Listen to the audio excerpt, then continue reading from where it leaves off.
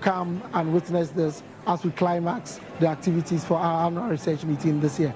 We thank all our sponsors for their dedication and commitment to us and for opening their doors when we reached out to them for support. Thank you. Africa stands at a crossroads. Technology is transforming healthcare like never before. But will digital innovation bring healthcare closer to everyone or leave some even further behind? As part of the 25th anniversary of the College of Health Sciences and the 2025 annual research meeting of NMIMR, we are bringing you a live thought-provoking debate where two of the brightest teams face off. Experts from Team Legon versus experts from Team Kolebu. Expect fierce arguments, fresh perspectives, and powerful insight that must reshape how we see the future of healthcare innovation in Africa. Trust me, this is one conversation you do not want to miss. And the motion, digital health, will widen rather than bridge Africa's healthcare equity gap. And this is happening on the 27th of November, 2025 at the Great Hall, University of Ghana, 1 p.m. sharp. Be there, be inspired, because the future of African healthcare starts with the conversation we have today. See you at the Great Hall.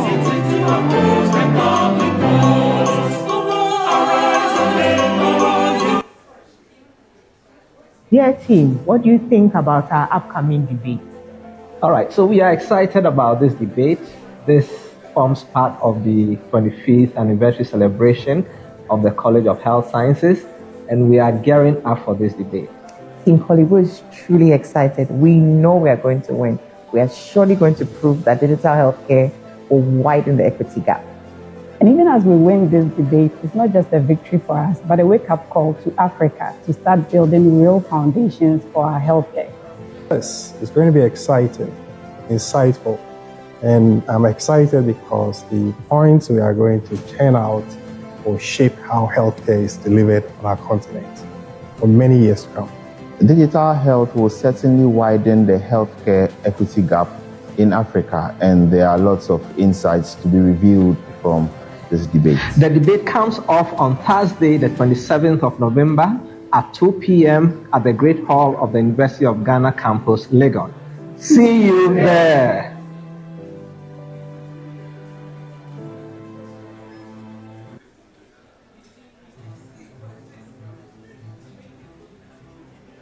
Hi everyone.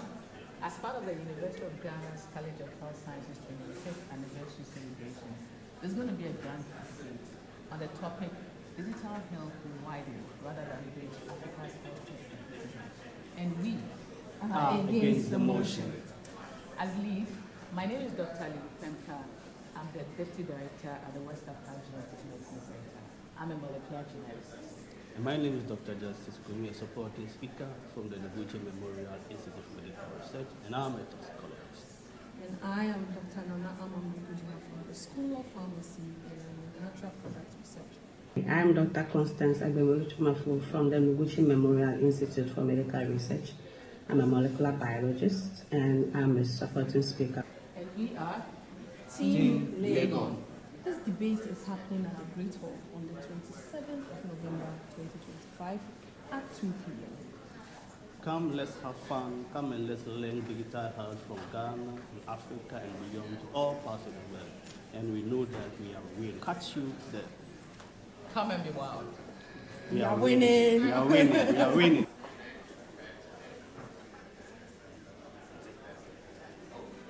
I welcome you to the 10th annual research meeting of the Noguchi Memorial Institute for Medical Research, College of Health Sciences, University of Ghana. This year we have a lot for you, and the theme for our annual research meeting is Advancing Healthcare Through Impactful Research and Innovations.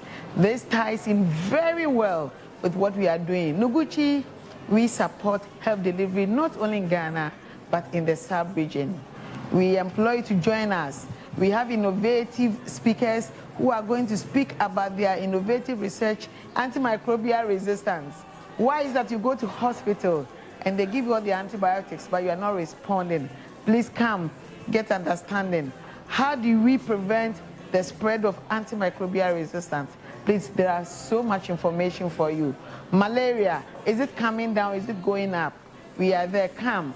Innovative solutions, drug discovery, diagnostics. So I'm employing you. Come, join us. 25th, 26th.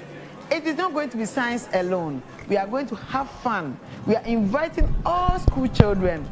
We are going to open the doors. Good morning. Come and look at all the machines you heard about. JHS. Today is a bright and beautiful day, but your response doesn't reflect that at all. Good morning. Great, this is better. On behalf of the director of Noguchi Memorial Institute for Medical Research, I welcome you to this year's annual research meeting. And today, I'm delighted to serve as your co-MC for this year's research meeting. I'll be doing this with my colleague, Dr. Christopher Abana.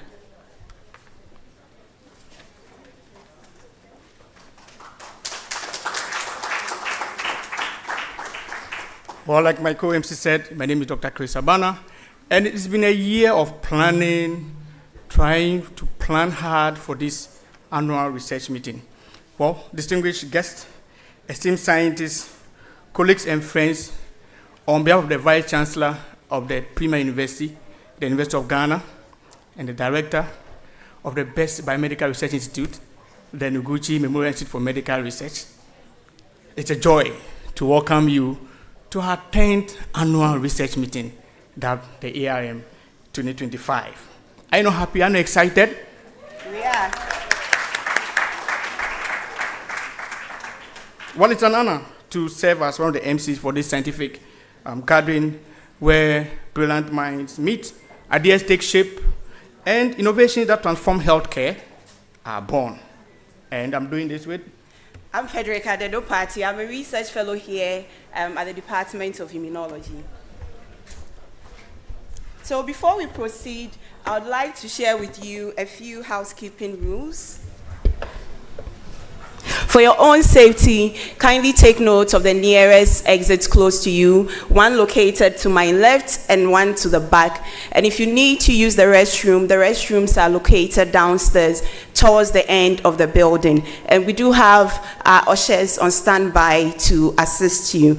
Now, this year's research meeting has a special meaning because not only is this our 10th annual research meeting, but it actually coincides with the climax of the celebration of the College of Health Sciences 25th anniversary. I thought you'd give a round of applause for that.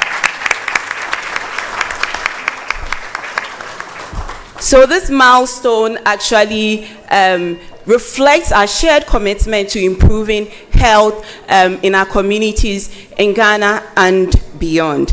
So we'll quickly proceed to begin the program, but we invite you all to connect with us on our social media pages, and we'll share with you the hashtags. Well, today we stand united with the inspiring theme, Advancing Healthcare Through Impactful Research and Innovation. And as we begin today's session, I invite you to engage actively, open, question boldly, and connect meaningfully. Every conversation today has the potential to spark the next breakthrough. And on behalf of the organizing committee, I thank you all for being here, for your commitment to scientific excellence, and the impactful work you continue to do. Ladies and gentlemen, let's begin this year's conference with energy and shared vision for a better health, healthier future. All around the globe, we are streaming live on YouTube on the main University of Ghana channel, and you can follow us for live updates, highlights, and behind the scenes on LinkedIn at NMIMR ARM 2025, on Facebook at NMIMR ARM 2025, and Instagram at NMIMR official, and then X or Twitter at NMMR_UG. Federica, what do you think? Thank you, Christopher. So we'll quickly begin as I invite forward the co-chairs of the organizing committee to share with us a brief message on the vision guiding this year's meeting. Please, with a round of applause, let us welcome Professors Asamoah Kusi and J. Jom D'Souza.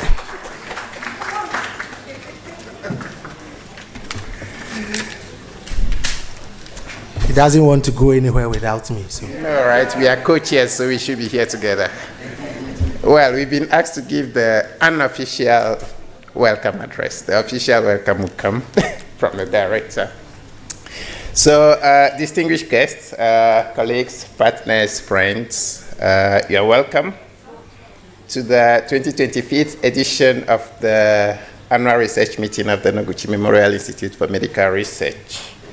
This year's theme, Advancing Healthcare Through Impactful Research and Innovation, reflects the collective ambition to deepen scientific inquiry, strengthen the evidence that guides health policy and practice in Ghana and beyond.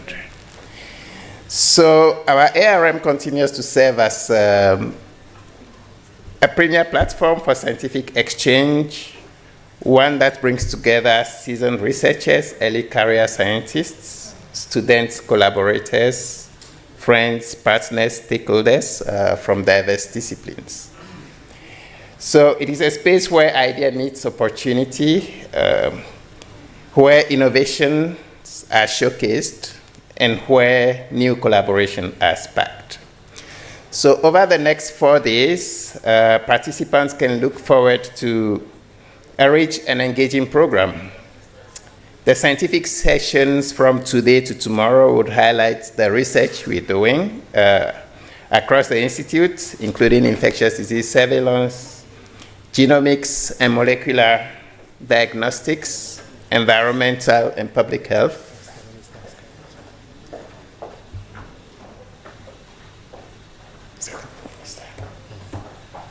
I can't see. No, it's not the minister. Well, we'll keep going. We were expecting the minister to come in. He's coming. See, he's coming. It's nice.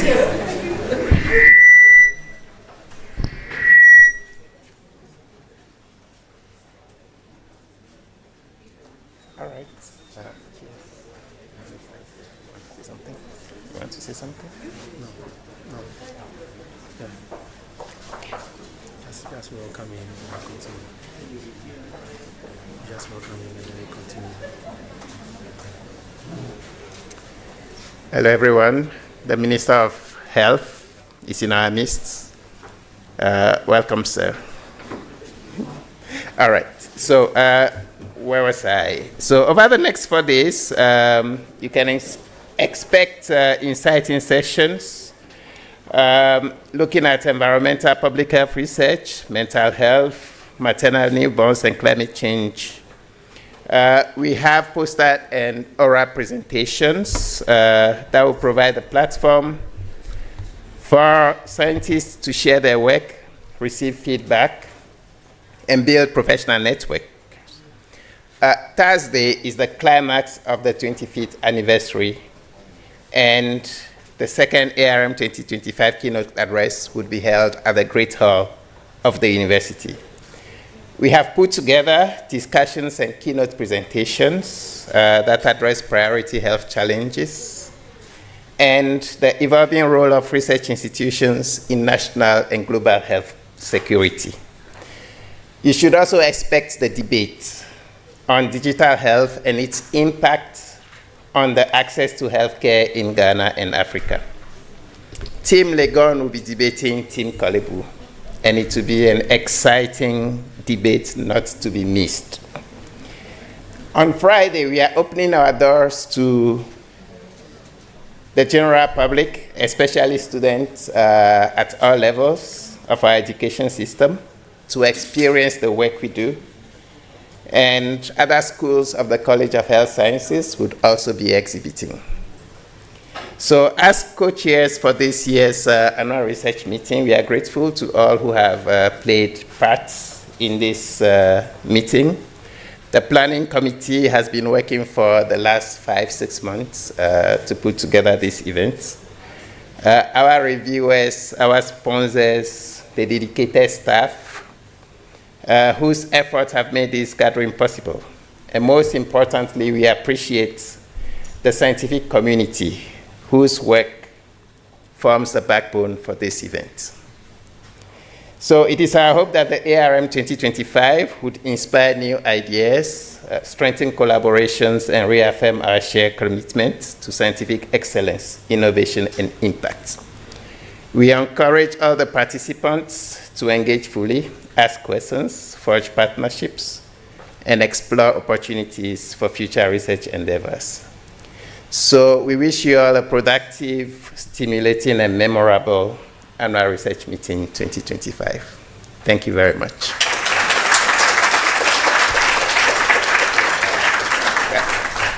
Thank you, co-chairs, for setting the stage for our research meeting. At this point, we'll take the welcome address, and this will be delivered by our very own director, Professor Dorothy Yeboah-Menu.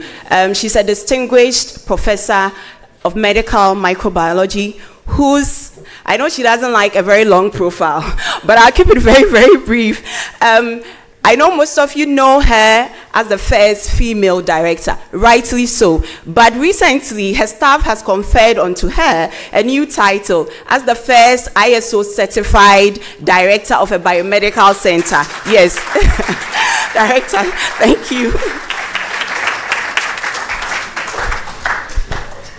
Thank you very much, Frederica, for your kind introduction. The Minister of Health, Honorable Kwame Naminta Akando, Provost of the College of Health Sciences, Professor Alfred Edwin Yelson, Pro-Vice Chancellor, Academic and Student Affairs, Professor Gordon Awandari, the Japanese Ambassador to Ghana, His Excellency Hiroshi Yoshimoto, the WHO country representative, my sister, Dr. Fiona Braka, keynote speakers, Professor Abdullahi and Professor Beverly Edri, deans and faculty of the College of Health Sciences and other colleges represented, directors of administrative units of the University of Ghana, my past directors and my seniors of the famous Noguchi Memorial Institute for Medical Research, staff of the Noguchi Memorial Institute for Medical Research, and constituents of the College of Health Sciences, distinguished researchers, scientists, and participants of the Noguchi Annual Research Meeting, friends of the media, specially invited guests, ladies and gentlemen, a very good morning to you all. Oh, good morning to you all. It is with a great pleasure that I welcome you to the 10th Annual Research Meeting of the Noguchi Memorial Institute for Medical Research, College of Health Sciences, University of Ghana. As an institute, we remain steadfast in our three core mandates, which are conducting research into diseases of public health importance to Ghana and the sub-region, providing specialized diagnostics to support global health interventions, and building the capacity of the next generation of scientists across Ghana and our sub-region. Our enduring commitment to these pillars has positioned Noguchi Memorial Institute as a central player in strengthening health security and increasingly critical responsibility in today's rapidly evolving global landscape. This year's theme, Advancing Health Care Through Impactful Research and Innovation, is both timely and aspirational. It calls on us not only to generate new knowledge, but to ensure that this knowledge is translated into meaningful action. It urges us to focus on solutions like diagnostics, therapeutics, and policies that tangibly improve patient care and public health outcomes. Achieving this requires stronger and more deliberate partnership among researchers, practitioners, industry, and policy makers. It also requires systems that support innovation from discovery to scale. And I'm happy the minister is here because we have a lot to discuss. There are so many national policies that limit research. One of them is procurement law.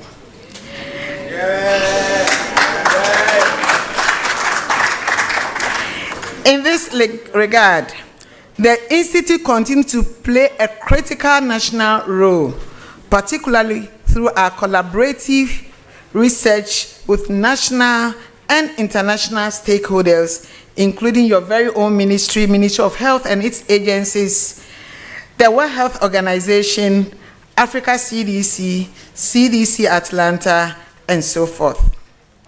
Work outputs from the Institute impact several global initiatives and policies. Examples are the Global Polio Eradication Program, where the Noguchi is the regional collaborative center, vaccination schedules, Global Neglected Tropical Disease Program, African Pathogen Genomic Initiative, just to mention a few. Provost, it may interest you to know that as of last week, more than 200 manuscripts from researchers of the Institute have been published in impactful journals, including the New England Journal, Lancet journals this year alone. A remarkable testament to our knowledge production. Through our collaboration, we are also supporting projects focused on point-of-care diagnostics and local phytomedicines, embodying the practical innovation our theme champions.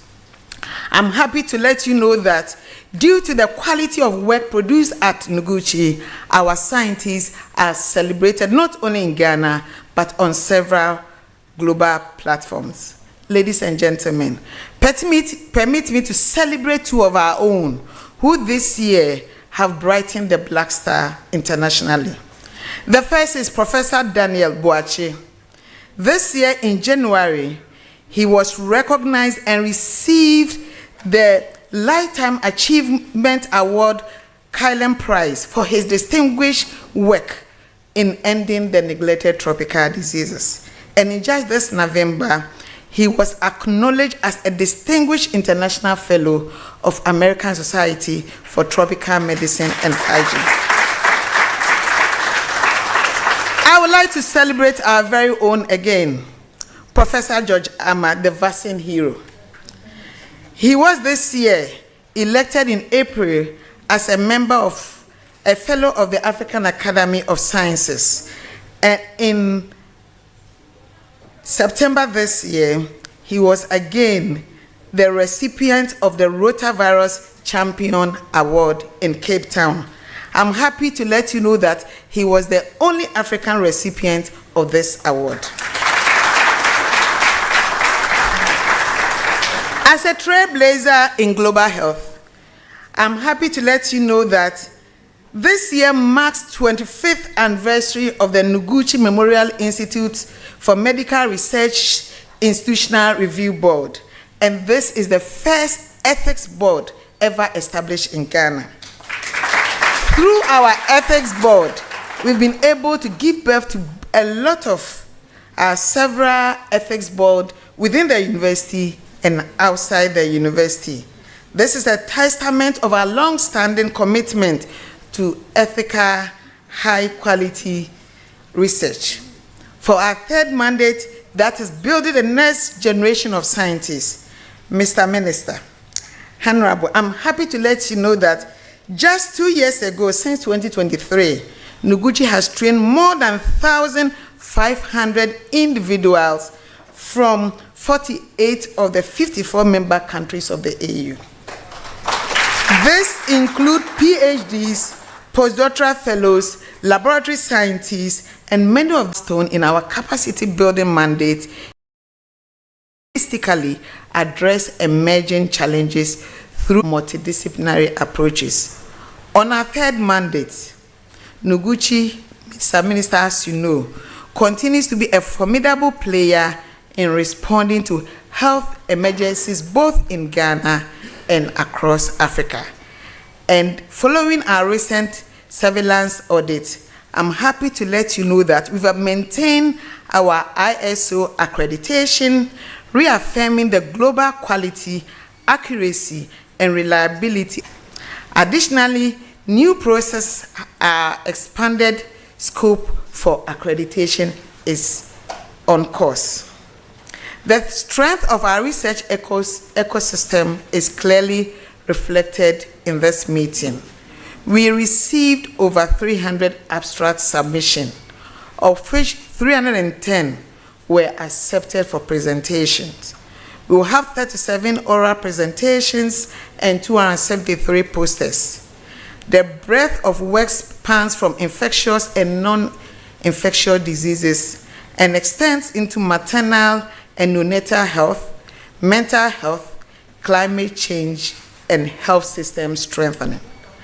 I'm happy that we did not receive abstracts from staff of this institute, but across the country from all research institutions, notably the CSIR, School of Public Health, University of Ghana Medical School, School of Nursing, School of Pharmacy, Kwame Nkrumah University of Science and Technology, UHAS, and so forth. And alongside esteemed partners across the continents from countries like Nigeria, Cote d'Ivoire, Malawi, Uganda, and Morocco. This is a testament of our rich collaboration and our rich presence across the globe. As we celebrate this milestone, I want to extend my deepest gratitude to the committee that chaired by Professor D'Souza and Professor Asamoah-Kusi, who did this very good work and organized the whole meeting. I am also particularly happy to see my past directors, Professor Nyako and Professor Oforiaje here. They deserve a round of applause because we are building on what they did. And I cannot end by thanking the Japan Embassy, JICA, and the Japanese government for their continuous support to the Institute and all our funders. I'd like to thank all of you for being here, and I'm confident that this week will be a very good week for exchange, scientific exchange. On that note, I humbly welcome you to the very Noguchi Memorial Institute for Medical Research. Thank you very much. Thank you, Director, for welcoming us. At this point, I would like to acknowledge some dignitaries and invited guests amongst us.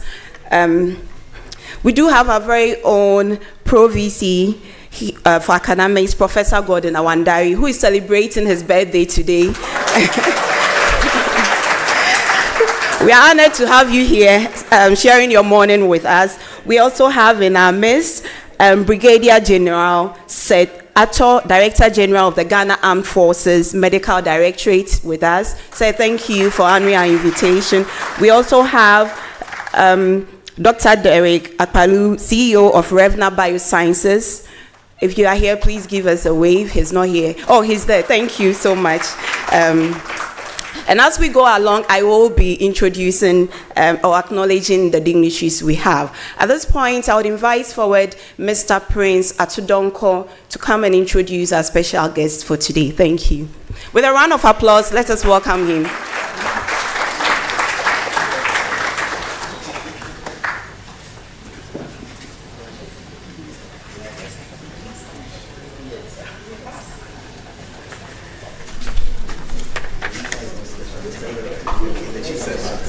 Standing on already established protocol, ladies and gentlemen, good morning. It's an honor than me to introduce to you the chairperson for this year's annual research meeting. He is a renowned physician, a public health expert, an academic leader whose impact on health strengthening, research and policy development extends across Ghana and beyond.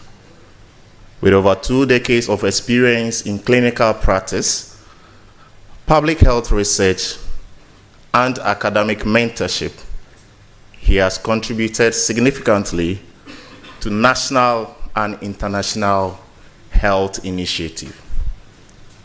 He has led major studies, including Ghana's component of the WHO World Health Survey Plus, and has served as a key member of the WHO Study on Global Aging and Adult Health.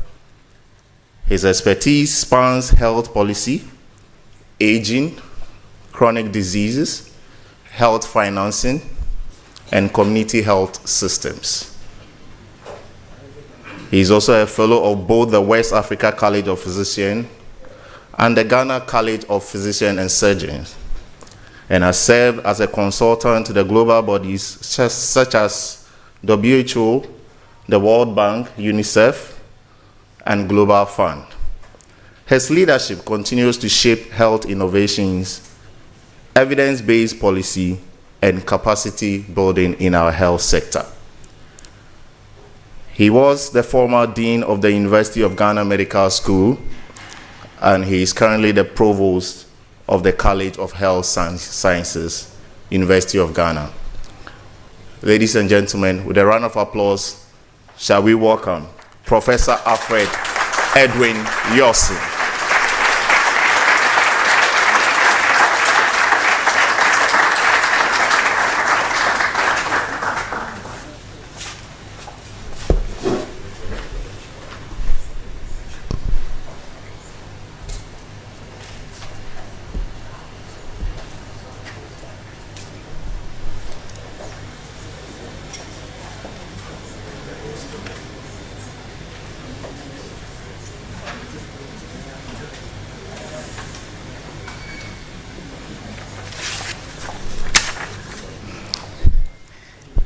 The Honorable Minister of Health, we are very excited to have you here this morning. The Pro-Vice Chancellor, Academic and Student Affairs, our birthday boy, you are most welcome, sir. The country representative, WHO, we are very delighted to have you as well. The Japanese ambassador to Ghana, deans and directors of the College of Health Sciences and directors of other units and offices of the university, our former university officials and directors of Noguchi, and our very distinguished guests, esteemed colleagues, partners, and friends of the Noguchi Memorial Institute for Medical Research. It is with great pride and honor I always find it extremely delightful to be in Noguchi as one of the constituent units of the College of Health Sciences. If you have children who are doing very well, you must be proud as a parent, and we are a very proud parent as a college. Each year, this gathering reminds us of the power of research to connect people, inspire ideas, and translate knowledge and innovation that improves lives. It has truly become a defining platform where science meets purpose and collaboration derives impact. The theme for this year's research meeting, as we have in this morning, is Advancing Health through Impactful Research and Innovation, which beautifully captures the essence of Noguchi's work. That is science with purpose, innovation with relevance, and research that leads to meaningful solutions for our citizens. It reminds us that true progress in healthcare comes when ideas are transformed into actions that serve our communities, strengthen our health systems, and guide national and regional policy. This meeting, again, is particularly special as it coincides with the Silver Jubilee of the College of Health Sciences, which has provided 25 years of leadership in health education, research, and service.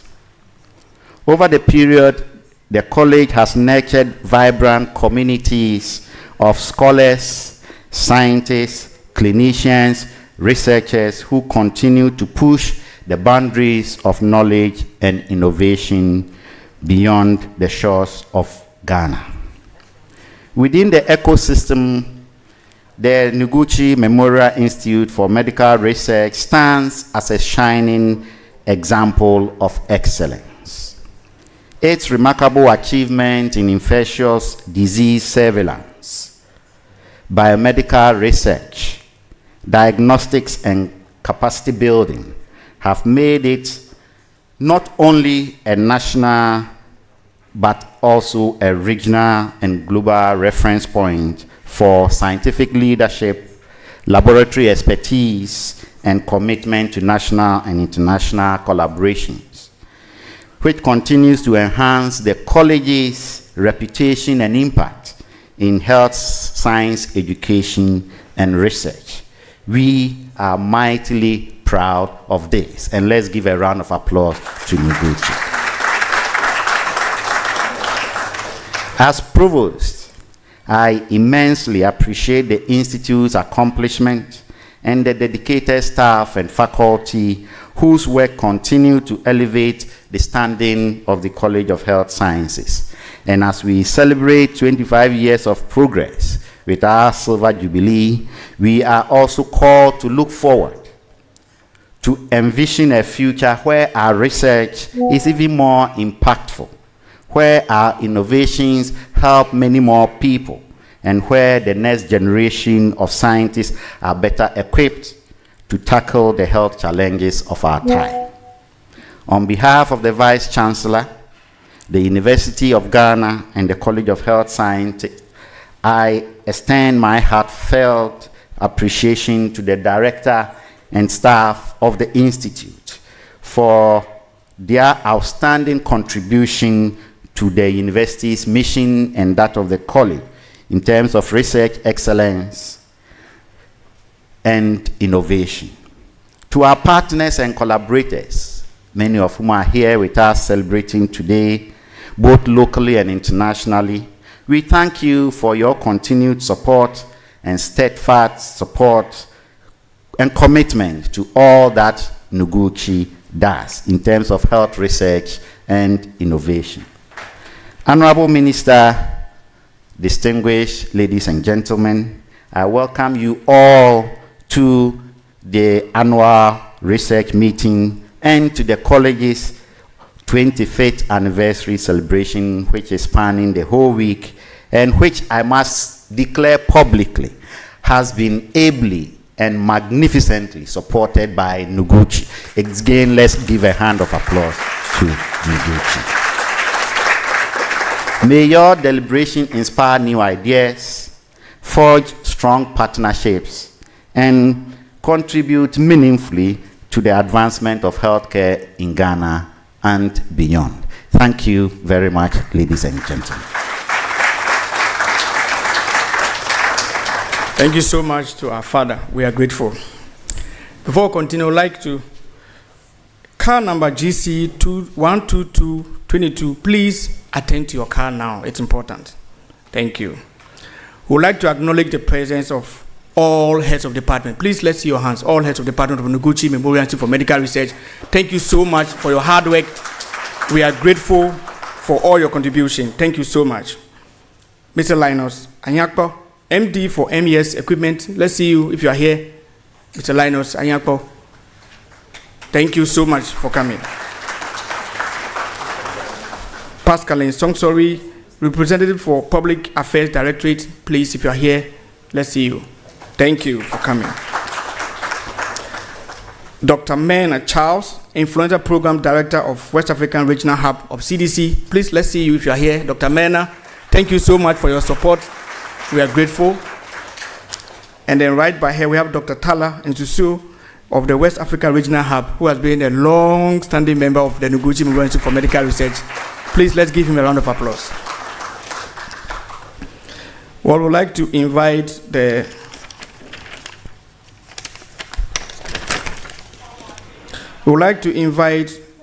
Japanese ambassador to Ghana, His Excellency Hiroshi Yoshimoto, to give us a short remark. Thank you.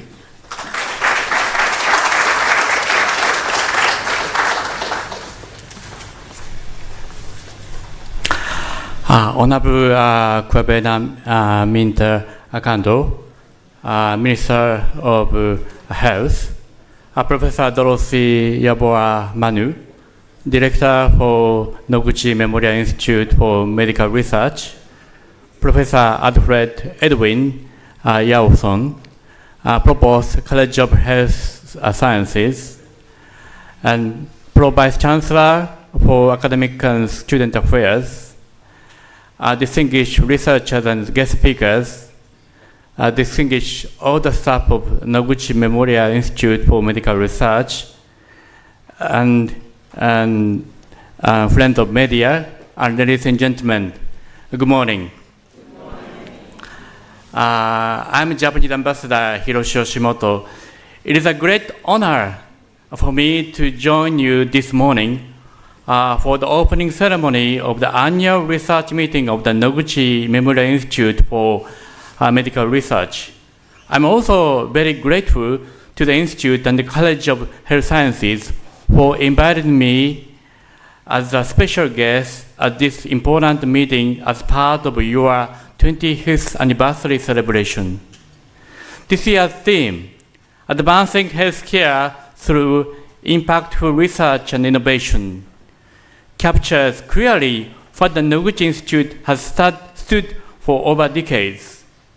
It also reflects the shared vision that Japan, through JICA and the Embassy and this institute, have cultivated through a partnership grounded in science and humanity. Our cooperation has consistently aimed at one thing, that is advancing healthcare for the people of Ghana and Africa. Ladies and gentlemen, the history of the Noguchi Institute is inseparable from the history of cooperation between Japan and Ghana. This history, which has been recounted many times and is well known to many of you here, began nearly a century ago in 1927 when Dr. Hideo Noguchi arrived on the shores of the then Gold Coast. Although his time in Ghana was brief, but the impact of his scientific missions has left an enduring legacy that helped spark friendship between Japan and Ghana. In 2027, we will commemorate the centenary anniversary of Dr. Noguchi's visit to Ghana, and I believe Dr. Noguchi will be very proud of what this reputable institution named after him has achieved and continue to achieve in global health research. Today, the Noguchi Memorial Institute stands as one of the most respected biomedical research institutions in the African continent and in the world. Your leadership during global health emergencies have become a source of pride not only for Ghana, but also for Japan. Japan is proud to have contributed to this journey through technical cooperation, capacity building, infrastructure development, and exchange programs between Japanese and Ghanaian scientists. Ladies and gentlemen, as we approach the centenary of Dr. Hideo Noguchi's visit, Japan is committed to building our long-standing partnership with this institute. It is said that every vision needs opportunity, and every opportunity needs partnership. We will continue to work side by side with the institute to support your vision and research priorities in order to strengthen your position as a leading institution in impactful research and innovation. I wish all speakers and participants at today's meeting the very best in your presentations and discussions. I encourage you to explore ways of collaborating with your counterparts in Japan. Japanese researchers and institutions are ready to partner with you in advancing research and strengthening our collaborative contribution to global health. On behalf of the government of Japan and people of Japan, I congratulate the Noguchi Memorial Institute for Medical Research and the College of Health Sciences for your 25th anniversary years of excellence and commitment to impactful research and innovation. We are proud of what we have achieved today together and look forward to strengthening our collaboration further. Thank you very much, may I say.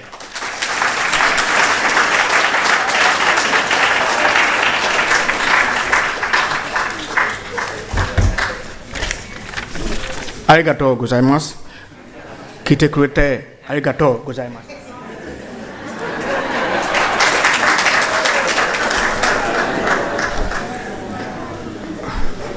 Well, we've gotten to a very important point of this ceremony, and I would like to introduce the special guest of honor for this program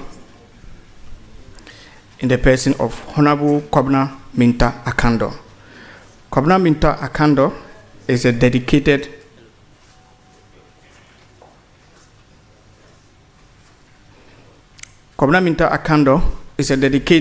public servant, experienced legislator, and accomplished professional with a strong background in mathematics, law, and health systems management. As a member of parliament for the Dwabosu constituency since 2013, he has demonstrated exemplary leadership and advocacy for improved health policies and social development in Ghana. His extensive public service experience includes serving as a Deputy Minister for Lands and Natural Resources and the ranking member for the Health Committee of Parliament from 2019 to 2024. With an LLB and an LLM coupled with specialized training in health systems, management and social security, he is committed to advancing equitable health financing and public development. His passion for public service is complemented by his entrepreneurial spirit.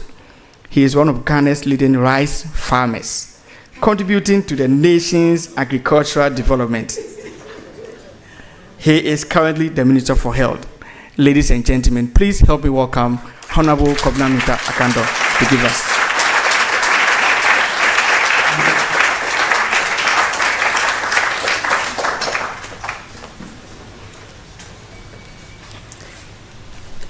Thank you very much, MC. On the table, I hear the greatest of all is the rice farmer. So, Professor Yosin, the chair, the Pro Vice Chancellor who is celebrating his birthday today, the Provost of the College of Health Sciences, Director of the Noguchi Memorial Institute for Medical Research, WHO Country Representative, my sister Fiona, Japanese Ambassador to Ghana, and I hear my brother Soji is around. Dr. Soji, you're welcome. The keynote speakers, Professor Beverly Edry, researchers, scientists, collaborators from Ghana and abroad,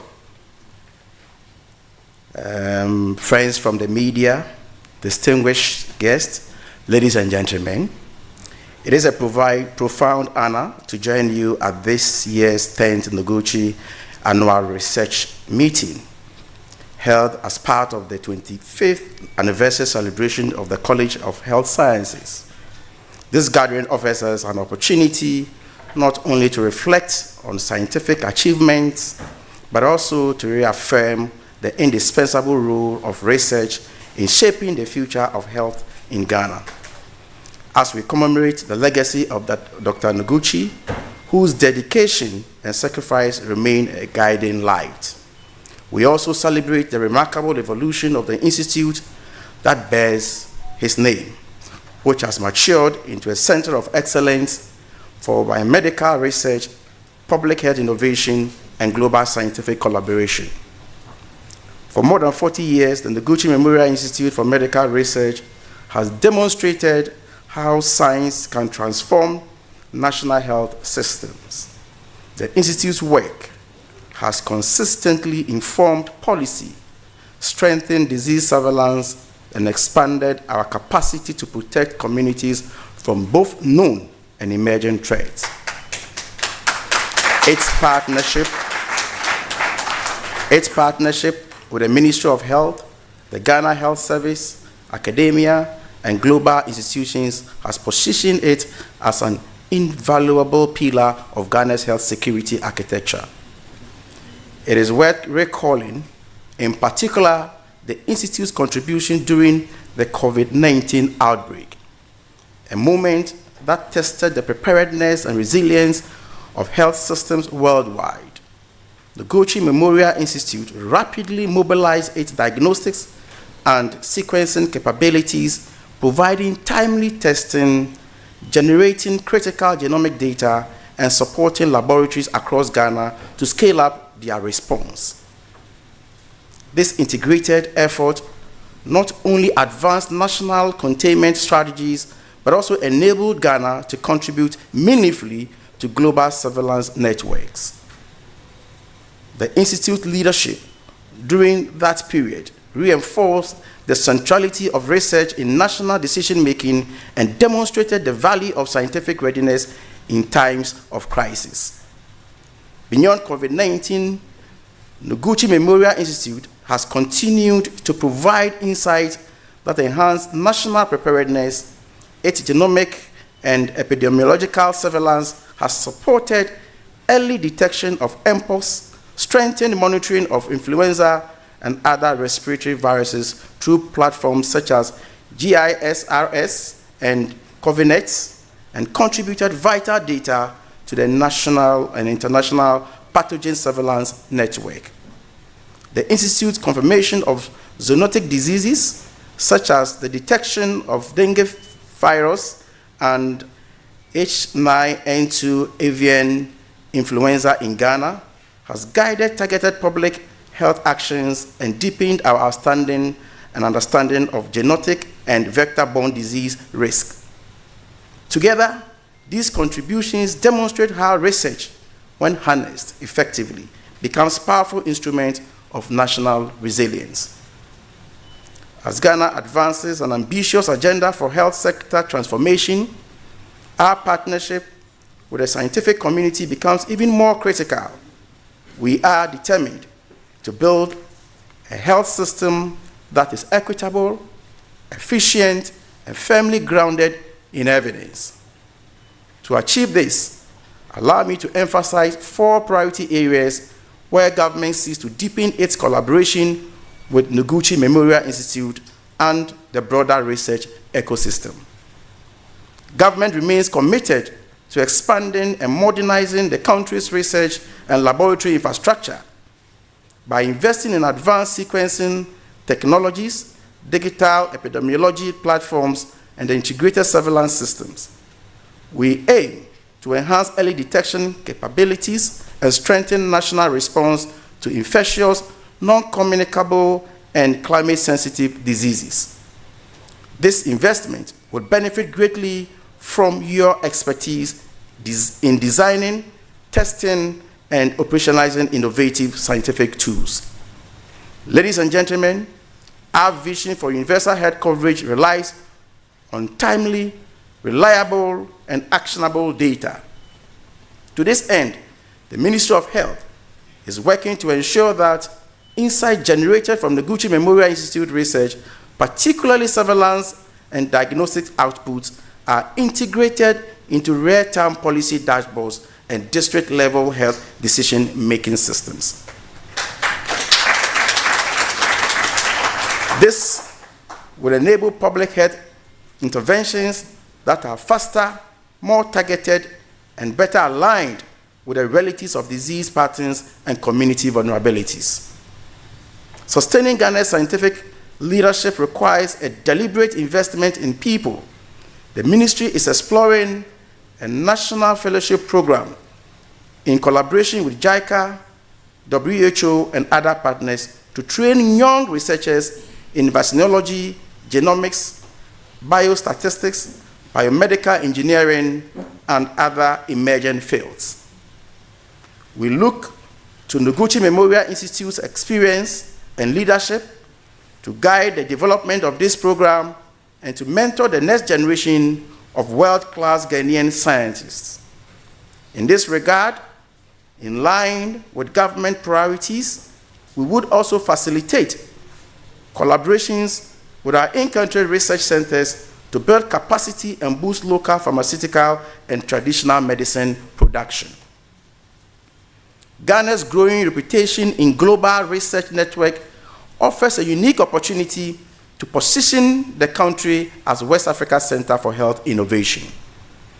Noguchi Memorial Institute's strong engagement with international partners already provides a foundation for advanced research in pathogen genomics, vaccine development, and emerging disease surveillance.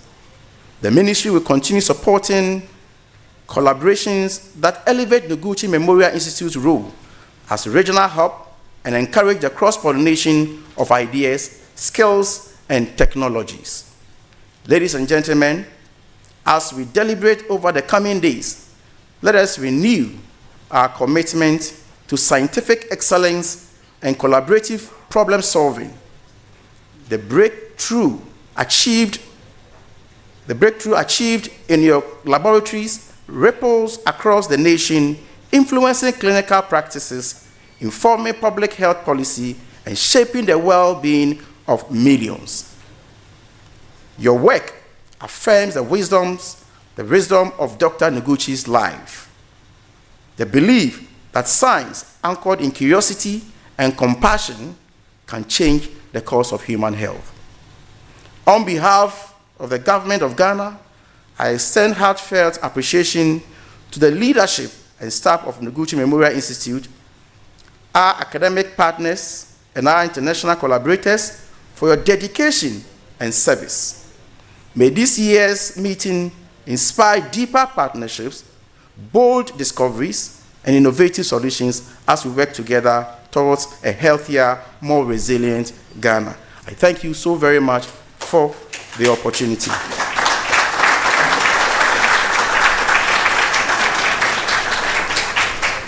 The very good news that is clearly missing in my speech is the fact that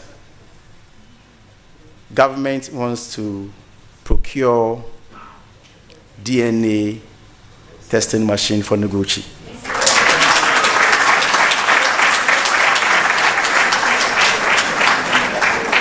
And we have completed the procurement processes. We are procuring that together with some catheterization centers. And I was discussing with the director that I believe this will go a long way to help the activities of Noguchi. And if maybe I'm not mistaken, it will also serve as internally generated, avenue to generate some kind of resources. And that decision was taken by His Excellency the President. Immediately, we sent samples of the helicopter crash victims to South Africa for the DNA testing. So he directed that that should not be repeated, and therefore he has clearly directed that we purchase DNA testing machine.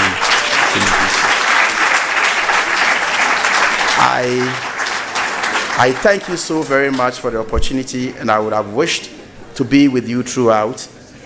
Today, I'm beginning the debate of the policy underpinnings of the 2026 budget in Parliament, but I deem this program very, very important, so I decided to pass through myself before I go to Parliament to continue my program for the day. I'm most grateful.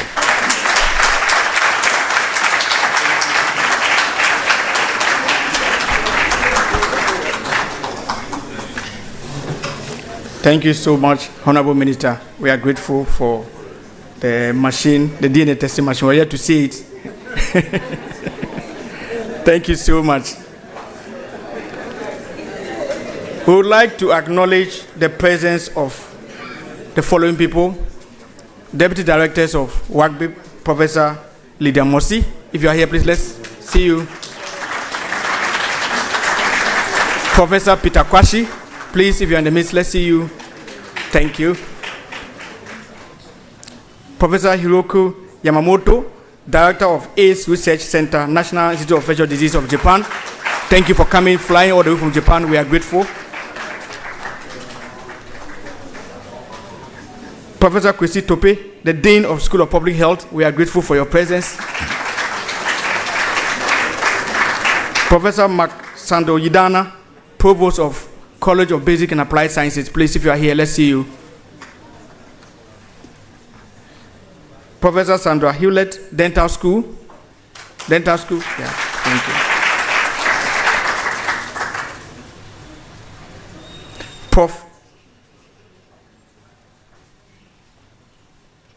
Prof. Irene Krechi. Please, if you are here, please, let's see you, Prof. Irene Krechi. Okay. We would like to take more remarks from some of our All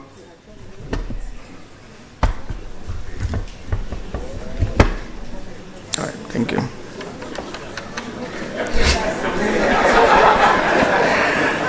So the minister is gone, so all attention is shifted to the minister. So the cameras are no more. Then we can close the program then and go. Okay, thank you, Japanese ambassador, for staying. We are grateful. At least we didn't follow the minister. We are grateful. Let's give him a round of applause.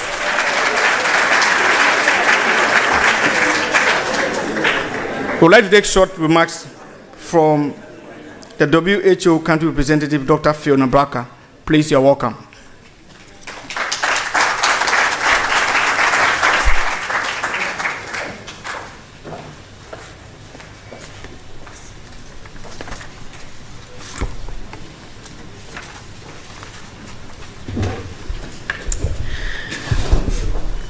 So I want to respectfully acknowledge the Honorable Minister who was with us, the Chairperson and Provost of the College of Health Sciences, our Director for the Noguchi Memorial Institute for Medical Research, Your Excellency the Ambassador for Japan to Ghana, development partners, researchers, scientists, ladies and gentlemen, good morning. On behalf of the World Health Organization, it's my pleasure to join you this morning at the 10th Annual Research Meeting of the Noguchi Memorial Institute for Medical Research, which this year coincides with the Silver Jubilee of the College of Health Sciences, University of Ghana. I congratulate University of Ghana, the College of Health Sciences, and especially the Noguchi Memorial Institute for Medical Research on this remarkable milestone. Since its establishment in 1979, the Noguchi Memorial Institute for Medical Research has been Ghana's premier biomedical research institute and one of Africa's most respected centers of science. For more than 4 decades, the institute has provided critical evidence on malaria, on tuberculosis, HIV/AIDS, influenza, rotavirus, neglected tropical diseases, and more recently, COVID-19. We've heard from the minister the great work that was done during the COVID-19 pandemic, where the institute's laboratories were central to Ghana's national response, testing samples, confirming cases, and conducting genomic sequencing of SARS-CoV-2 to track variants. The Noguchi Memorial Institute for Medical Research and the World Health Organization have worked together for decades. The institute serves as one of WHO's designated national influenza centers, contributing to the global influenza surveillance and response system, which is the backbone for annual influenza vaccine updates worldwide. We are collaborating in different other initiatives. We supported and worked together on the malaria vaccine trials, including the landmark RTSS studies, which informed WHO's 2021 recommendations and Ghana's pioneering introduction of the malaria vaccine into the routine immunization program. We are collaborating on strengthening polio surveillance, and the Institute's data is feeding into WHO's global polio eradication program. We have provided work together to provide laboratory confirmation during meningitis and cholera outbreaks in Ghana, which enabled rapid public health action. And our collaboration is advancing antimicrobial resistance monitoring in line with Ghana's National Action Plan on Antimicrobial Resistance and WHO's Global Antimicrobial Resistance Surveillance System. WHO has invested in capacity development through training in molecular diagnostics, biosafety, and genomic sequencing, equipping scientists in Ghana and across West Africa with the skills needed for global health security. These achievements demonstrate how Ghana's research excellence resonates far beyond its borders, shaping global health policy and practice. Beyond our collaboration with the Institute, WHO has been privileged to support Ghana in strengthening its national research and data systems, which are essential for advancing healthcare through evidence and innovation.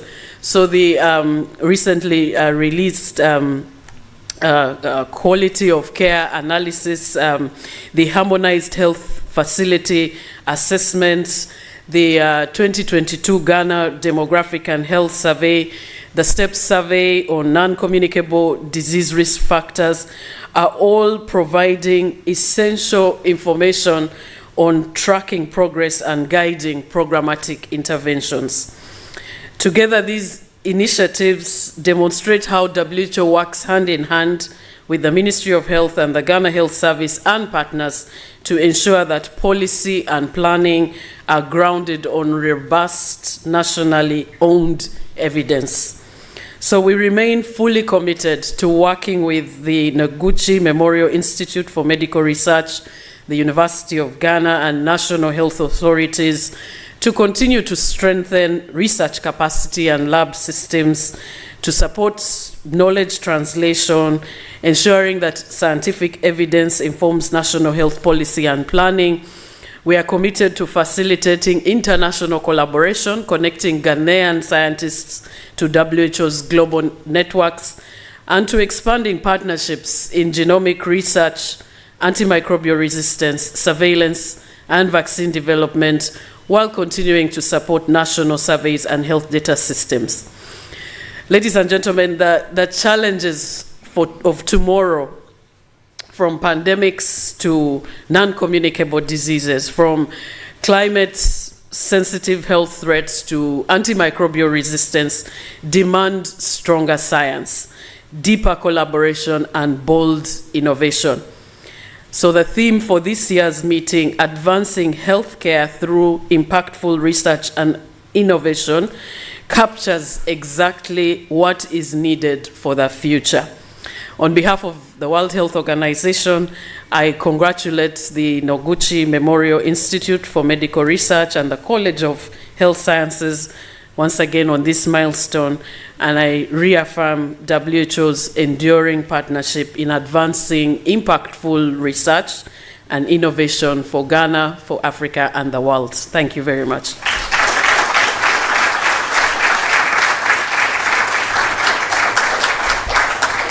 Thank you so much, Dr. Braka. We are grateful. Before we continue, I would like to acknowledge the following people too. Mrs. Lydia Anowanya Kudankwa, Academic Affairs Directorate. Thank you for coming.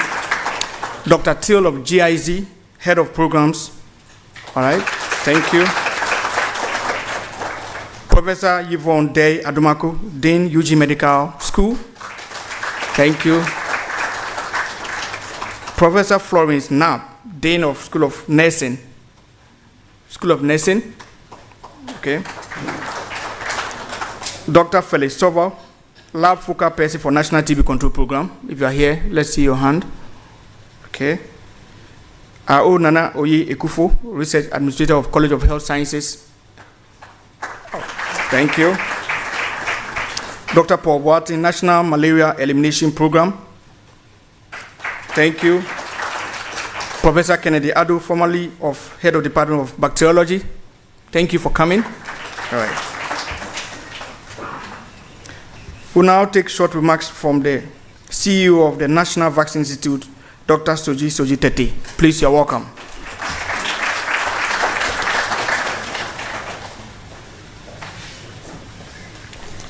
Thank you very much for having me here, Mr. Chairman, Prof. Yorson, Your Excellency, a Director of Noguchi.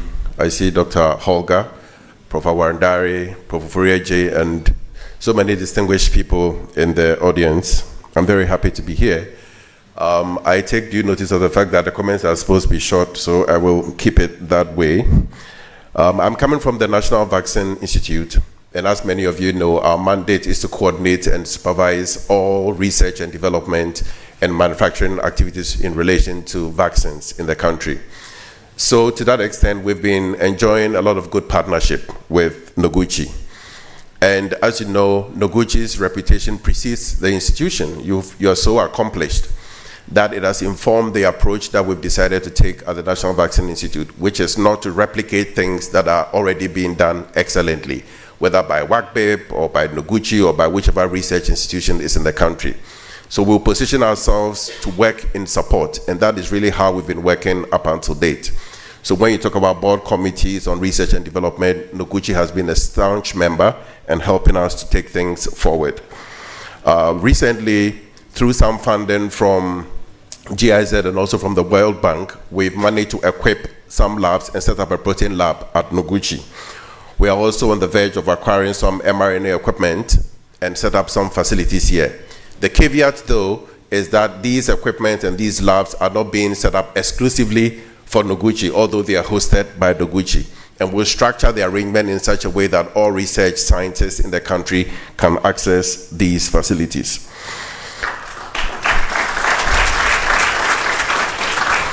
But on the auspicious occasion of your 25th anniversary, I'd like to commend you on the theme that you've chosen, where you are linking impactful research and innovation to healthcare.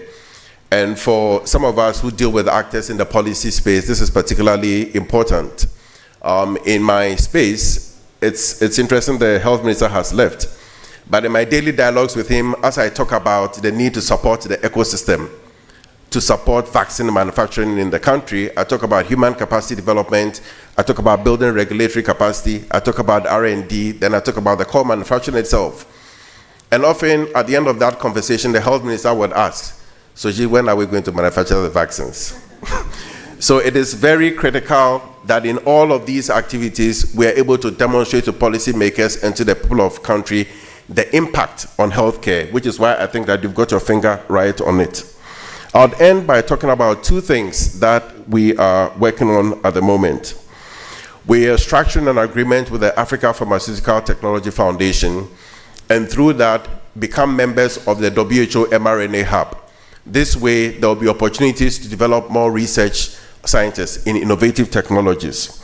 There's also an ongoing conversation with Afrigen. Afrigen has a whole network of scientists working on mRNA technology, and the idea is that we'll be able to connect Ghanaian scientists to that network. Yesterday, I also concluded some discussions with the Africa Clinical Trials Research Network. The leadership based in Zimbabwe and is being funded by the Gates Foundation, and there are great opportunities again to connect all Ghanaian, well, not all, Ghanaian scientists working in the area to that network to build capacity, share learning, and to make sure that we are positioned to be able to manufacture the vaccines that we say we are going to work on. The last bit is to also celebrate you on the support that you've given to us together with other scientists in the development of the legislative instrument. NVI is like a new baby. We are 2.5 years old. We have an act, we do not have a legislative instrument, and we've enjoyed good partnership in the research community and others in the ecosystem in the development of the legislative instrument that is going to be used to operationalize the act. And very soon you would see that those who are connected to NVI in one way or the other are enjoying tangible support. And when those times begin to roll out, as you've seen with Noguchi, we are sure that we can support all scientists and manufacturers in the private sector so that, God willing, we can develop the vaccines that we are looking for. Thank you very much for having me. Thank you so much, Dr. Soji Tete. We are grateful. Well, we've gotten to a very important part of the program as well, and it's time for the keynote address. The keynote address will be delivered by Professor Beverly Ejiri, who is an associate professor in the bacteriology department at the ISO certified Noguchi Memorial Institute for Medical Research, University of Ghana.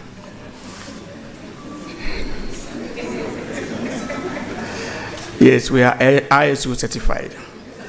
She holds a PhD in molecular bacteriology and infection from the University of Copenhagen, Denmark, funded by the Danish International Development Agency through the Antibiotic Drug Use Monitoring and Evaluation of Resistance Project. She also completed postdoctoral training at the University of Cambridge, United Kingdom, supported by the Alborada Trust under the Cambridge Africa Partnership for Research Excellence. Prof. J's research focuses on surveillance of antimicrobial resistant bacterial species from humans, animals, food, water, and the environment. She employs both phenotypic and molecular tools, including whole genome sequencing, to investigate AMR trends and dynamics. Her work is dedicated to tackling AMR through research, surveillance, and capacity building initiatives across the African continent. She currently leads a multidisciplinary team with expertise in microbiology, sequencing, bioinformatics, and AMR data management. Over the years, she has directly trained and supervised several young scientists, both undergraduate and postgraduate, and has organized AMR-focused workshops involving participants from several African countries. Professor Jill is the author of numerous peer-reviewed publications and is actively involved in key national and international AMR networks. These include the SEC Africa Consortium, Wellcome Trust Cedric Genomics for AMR Surveillance Working Group, the Africa CDC Pathogen Genomics Initiative AMR Focus Group, Tanzania Fleming Fellowship Scheme, PulseNet Africa, and Ghana's National Antimicrobial Resistance Coordinating Group. Ladies and gentlemen, please help me welcome Professor Beverly Ejio.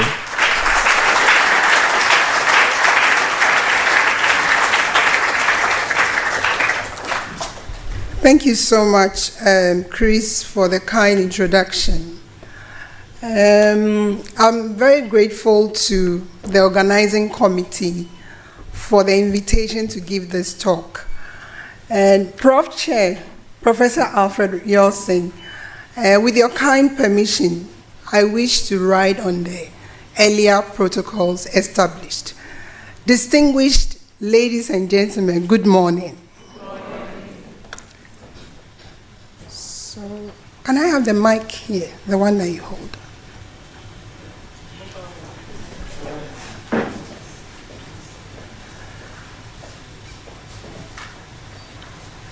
So it may interest you to know that the next antibiotic you take or prescribe may not work.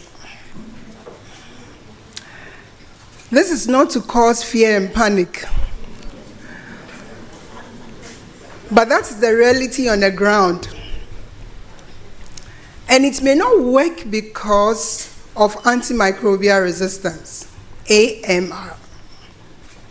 And AMR is simply when the bacterial species change, and therefore the commonly used antimicrobials are not working. So the bacterial species become stronger. As a result, they resist treatment.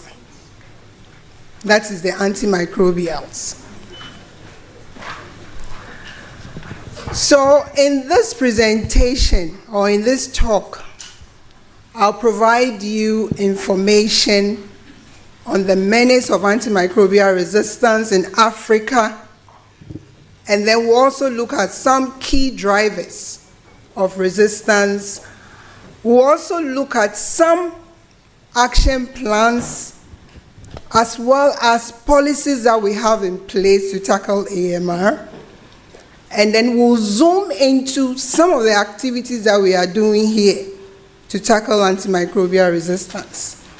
And then we will share some ideas on how to bridge the policy, practice, and prevention. And then we'll end on a summary and reflection. So, this is baby Yusra, struggling for her life in a hospital in Ethiopia. with sepsis. The clinicians or doctors have done everything they could do. They've tried all the drugs. Second-line drug did not work. The last option, that is meropenem, was so expensive that the mom could not purchase. And 5 days later, baby Yusra died. This is the reality and danger seen in several hospitals on the continent. And therefore, one would say that AMR is not just an economic issue, but every delay in intervening represents lost lives. And this is going on in several hospitals on the continent. Now, this is another case of a hospital in Ghana. Blood sample was taken, flucloxacillin and cefotaxime were administered. The test results came out with ESBL producing Klebsiella. Unfortunately, the baby passed on. Now, ESBL is an acronym for extended spectrum beta-lactamase, and it's an enzyme that hydrolyzes the beta-lactam ring in our beta-lactams. So when you have an organism producing ESBL, it means that your antibiotic will not work because they will destroy the antibiotics. And we have a lot of organisms producing ESBLs in our settings. So your guess is as good as mine. Many infections will become untreatable. Now, sometimes when we talk about these things, we feel that they are far away from us, but they are very close. On your screen, you find samples or isolates plated from patients, in this case, surgical site infection. On the first plate, plate A, that is Acinetobacter baumannii, resistant to everything that was tested, including meropenem, the last treatment option. On plate B, you have ESBL producing Klebsiella pneumoniae, resistant to 11 antimicrobials, including meropenem. Plate C, you have Pseudomonas aeruginosa, resistant to everything that was tested, including meropenem. Now, this shows results that we received just this week. As you can see, the organism Klebsiella pneumoniae recovered from a tracheal aspirate, resistant to everything that was tested. All beta-lactams, fluoroquinolones, and others. And this is the situation that we have in our hospitals. Now, we are seeing all these things because we are using the antimicrobials anyhow. In this part of our world, anybody can walk into the pharmacy or a chemist's shop to just purchase the antimicrobials. And during the pandemic, as we are all aware, a lot of people were using these antimicrobials. And we are seeing these resistant bugs everywhere. Now, based on several reports, we note that AMR is a major problem across Africa, leading to treatment failures, risky and unsafe surgical procedures, long periods of hospitalization, with huge economic costs. Now, we are also finding resistance to first-line antimicrobials, and second-line antimicrobials are also limited.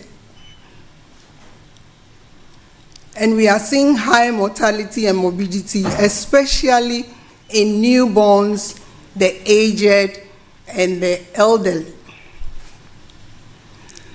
Now, the key drivers of AMR in Africa include high burden of infectious diseases. And therefore, we use these antimicrobials every now and then because of the high burden.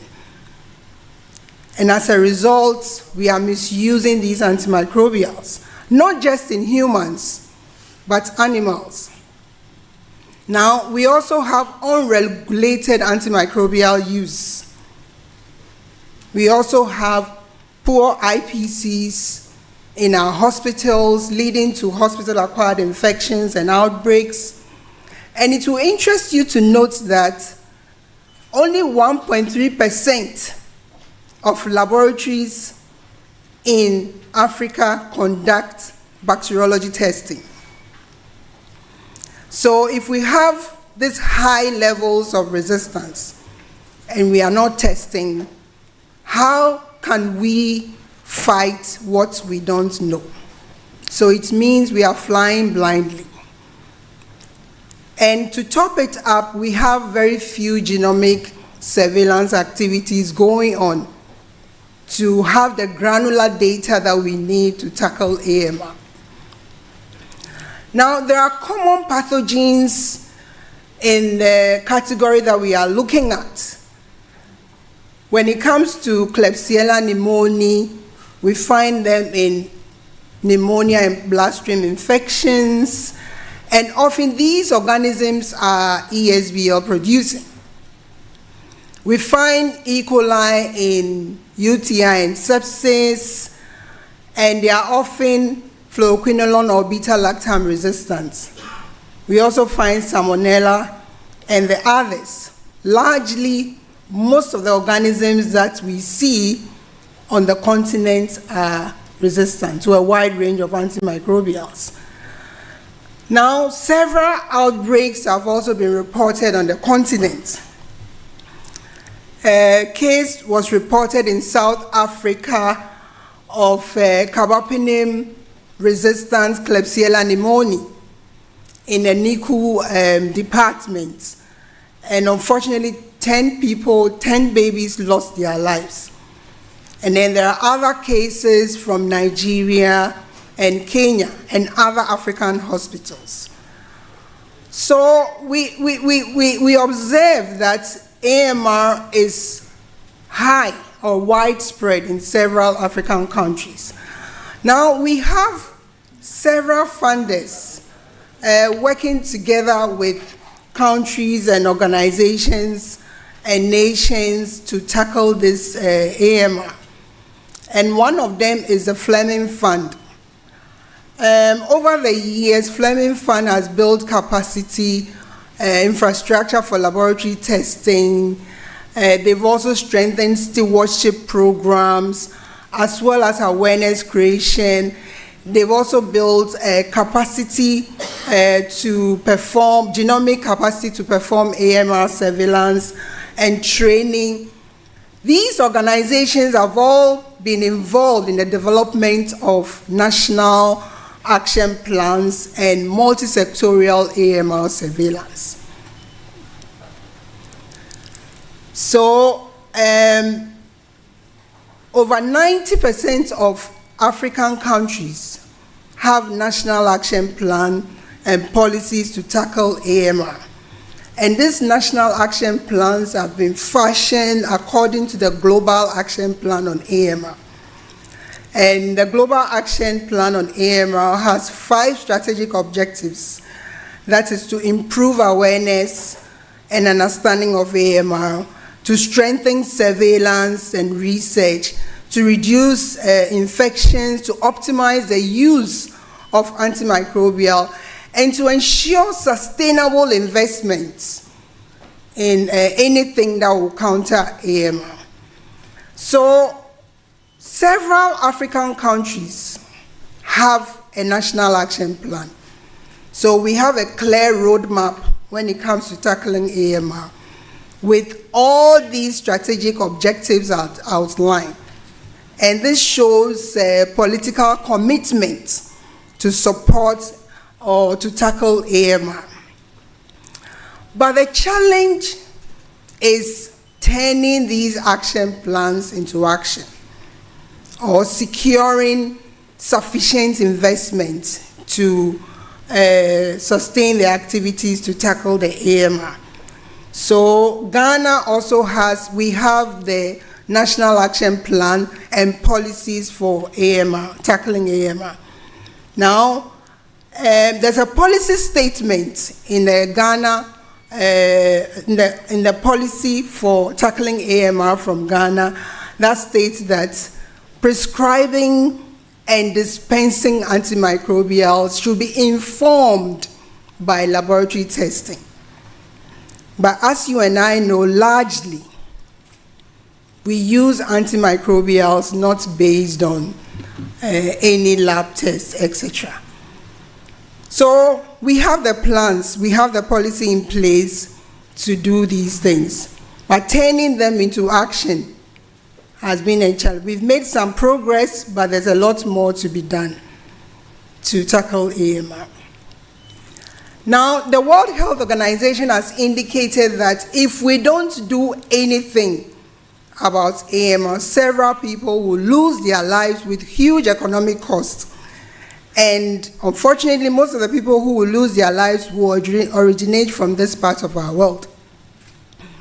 And as indicated earlier, based on the Global Action Plan and in line with our national action plans and policy, the activities to do to tackle AMR include infection prevention and control, antibiotic stewardship programs, awareness creation so that people will get to know about the menace of AMR, and then capacity building, which is very, very key, and then to sustain investments to tackle AMR. And one key area is surveillance and research. So here in Noguchi, we've been involved in a lot of surveillance activities because surveillance activity or surveillance data is key to informing treatment decisions, antimicrobial stewardship programs, as well as knowing where to tackle or intervene in the surveillance activities. So we've been involved in surveillance and research training and dissemination to tackle AMR.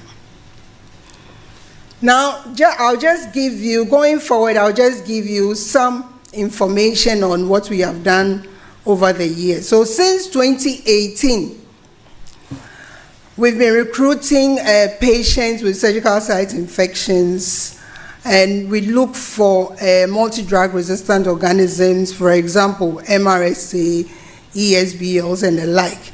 So till date, we have recruited 809 patients from 2 hospitals in Ghana.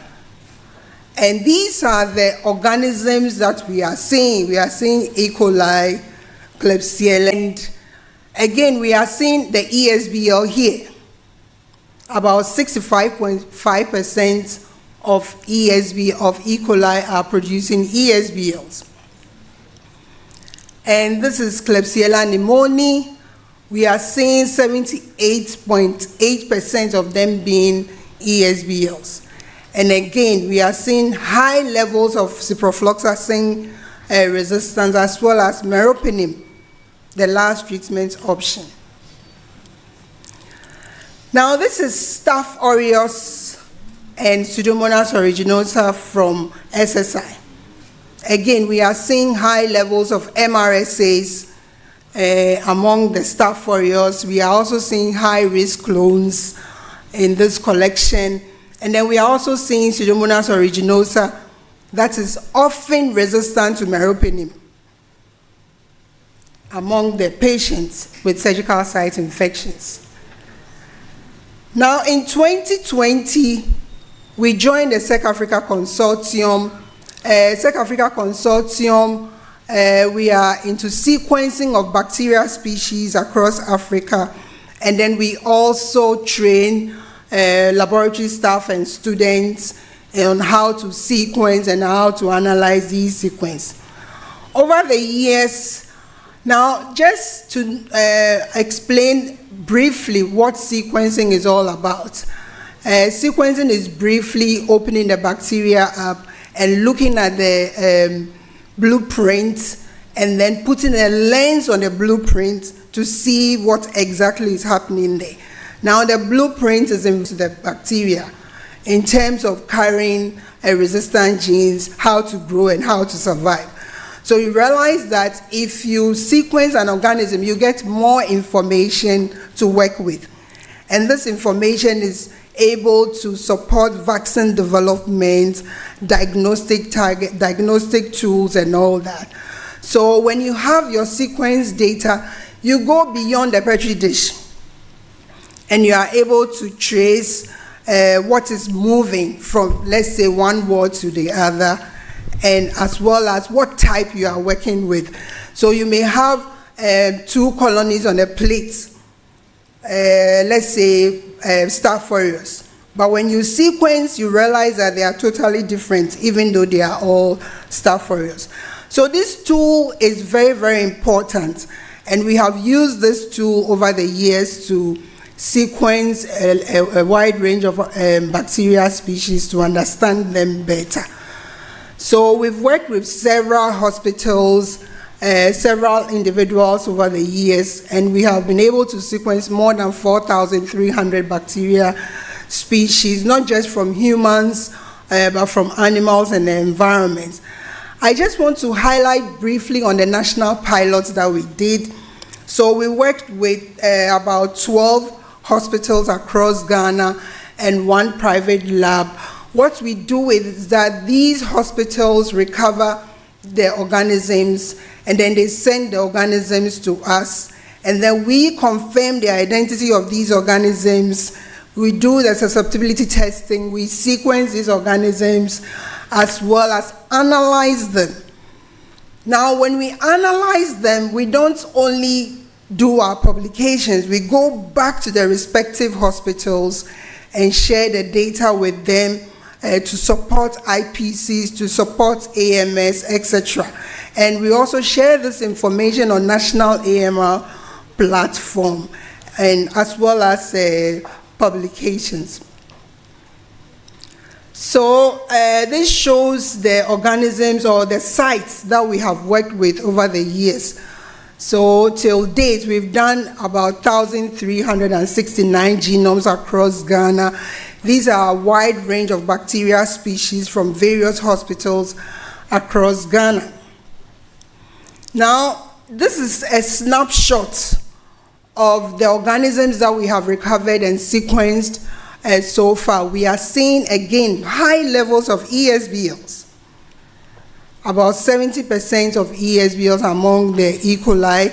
We are also seeing high levels of quinolone resistance and MRSA. We are also seeing MRSA, methicillin-resistant genes, as well as aminoglycosides, etc. And Acinetobacter baumannii is frequently resistant to carbapenems, and we detected them.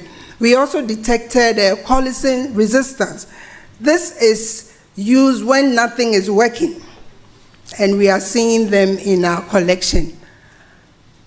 Now, this shot is just to illustrate data from one of the hospitals. So we sort of analyze the organisms to see how related they are to each other.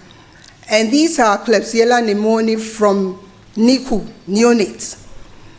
And then based on, as you can see, there are several genes, resistant genes in this collection from neonates, resistant genes from aminoglycosides, carbapenems, ESBLs, carbapenems, and the rest.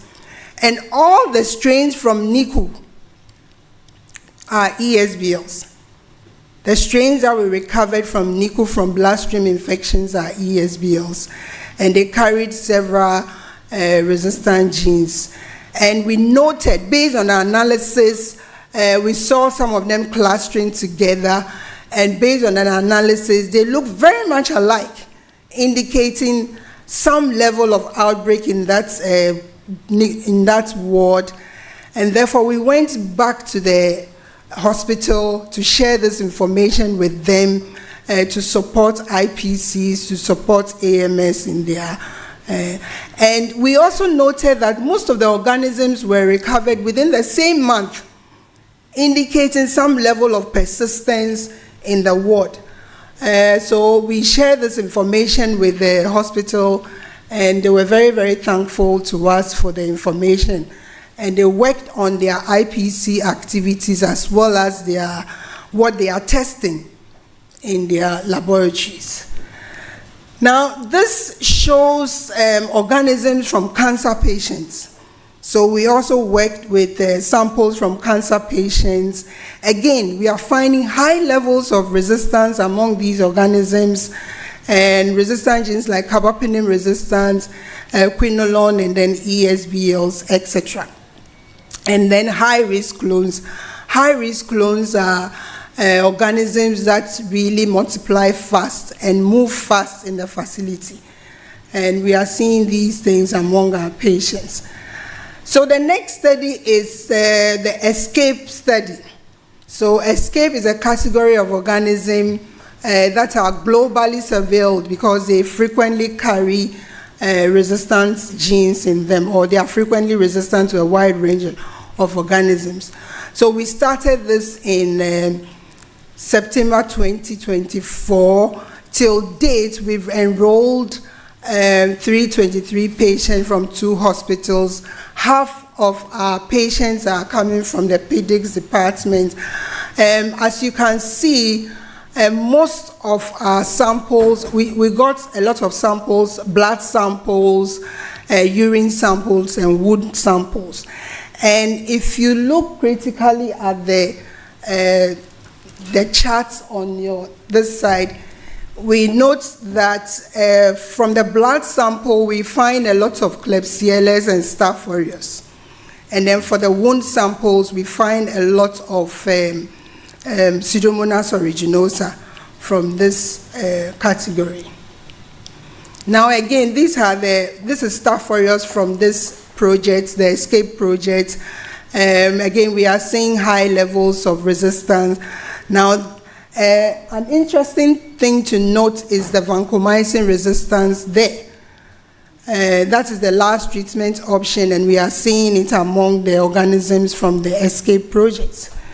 Now, the ESBLs, Klebsiella pneumoniae from this project is also producing a lot of ESBL. So largely, we find ESBLs frequently in our settings.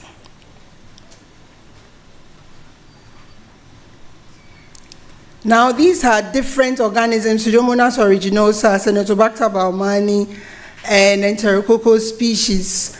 Again, we are finding resistance to meropenem in Pseudomonas aeruginosa, and as well as Acinetobacter baumannii. Enterococcus species, we found vancomycin resistance, and these organisms are from a wide range of clinical sources. Now, since we started this study, we've noted that about 30 people have passed on. So we decided to look critically into some of the patients from different wards to know what the variations or proportions of MDRs recovered from the patients who have passed on. And from the burns unit, we are seeing VRE, or vancomycin-resistant enterococci, E. faecium and faecalis. We are also seeing carbapenem-resistant K. pneumoniae, and then carbapenem-resistant Pseudomonas aeruginosa and the like, indicating that these organisms could have contributed to the mortalities. Unfortunately, these things are not frequently detected in several labs, so it will be very difficult to manage such situations. And now, if you have these resistant bags, superbugs, I call them superbugs, in several of our hospitals, and our IPCs are not up to task, it means that everybody is at risk in these settings. And again, we are also finding carbapenem-resistant Klebsiella pneumoniae from NICU, from blood samples among the patients who lost their lives. We are also finding ESBL positive, E. coli, MDR, and other MDRs. We are also finding various wide range of multi-drug resistant organisms among the patients who lost their lives. Now, as indicated earlier, we've been able to share the findings with different categories of stakeholders. And this is a dissemination meeting with surgeons and the pharmacists to share what we are seeing in terms of the resistant profiles and the clones that we are finding from the surgical site infections. And we also share the information with the pharmacists, and this has gone a long way to support the IPCs and AMS, or antibiotic stewardship programs, in their facility. Now, this is another dissemination meeting where we went to Effiong Kwanta Hospital, one of our sentinel sites under the SEC Africa project, to share the findings with them, with clinicians, pharmacists, and nurses to support their IPCs and AMS activities. This is Ho Teaching Hospital. Recently, we were there to also do the same, to support, tell them what we are finding, so that they will up their game in terms of IPC and AMS activities. And these are some of the publications that we have done over the years. You can check on them online. And we've also been able to present on different international and local platforms. We've also trained a number of students, PhDs, MPhils, and BSc students. Now, aside all these activities, we've also been involved in training.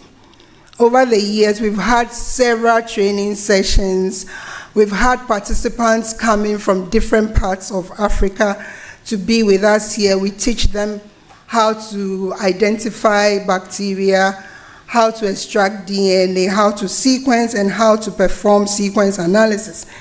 And these training sessions have been very, very impactful in the sense that some, based on this training, some go ahead and do something in their labs to support AMR surveillance. And we believe strongly that this is a critical way to tackle AMR in a sustainable way as we go ahead in the future. And therefore, we launched this course, the AMR Edge course, to be able to do these things in a sustainable way. We have 5 models, a model looking at bacteria identification and AST, fungal identification and antifungal susceptibility testing, DNA extraction, bioinformatic analysis, data management and visualization, and transformative AMR leadership, because we believe that everything rises and falls on leaders, and therefore we need to have leaders championing antimicrobial resistance. We are starting April 2026. We encourage everyone who is interested in joining this training program to get on our waiting list by scanning, getting on our website, to get on the waiting is taking action. Because sin is taking action.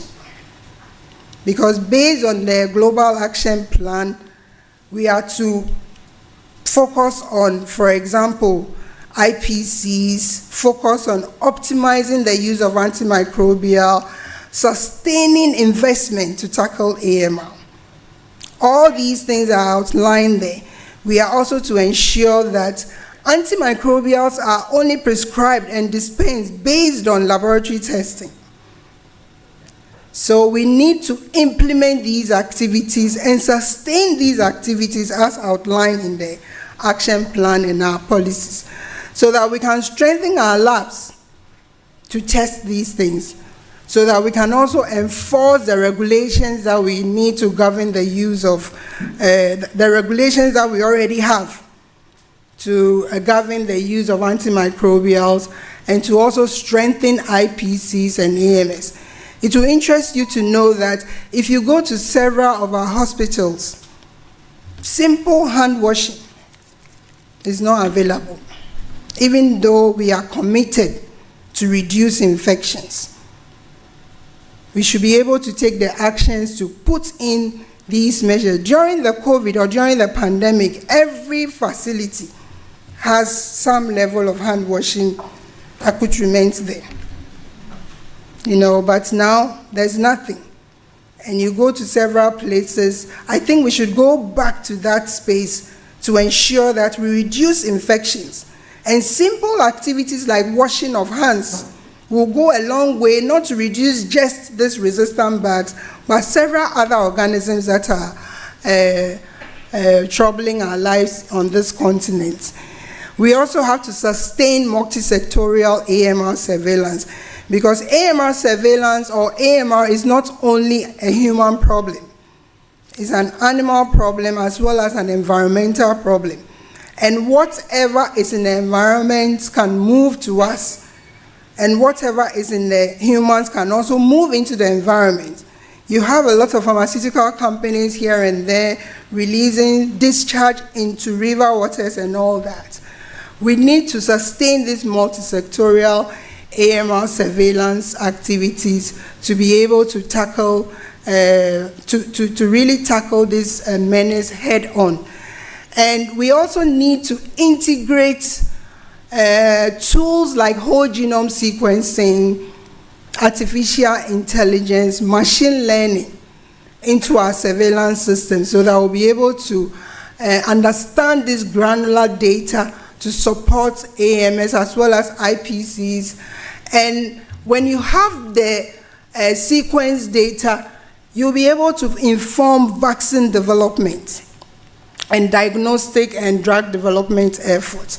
So we need to integrate these tools in our surveillance system to generate the granular data that will help us to tackle this menace properly. And we have to expand the workforce. As indicated, we need to expand the numbers to be able to tackle this menace. We have very few staff who are able to do susceptibility testing to identify bacteria in several hospitals. And therefore, if we don't have them, it's difficult to manage this. So we need to expand the workforce so that we can tackle this menace. So, in a nutshell, AMR, we have high burden of AMR in our settings, African settings. In Ghana, we are finding ESBLs, MRSAs, isolates resistant to quinolones, carbapenems, which means that we are running out of options. We are basically running out of options. And the fact that we have just 1.3% of labs testing these things means that we will not be able to treat our patients based on any evidence. And as a continent, we have made progress in line with our AMR plans and policies, etc.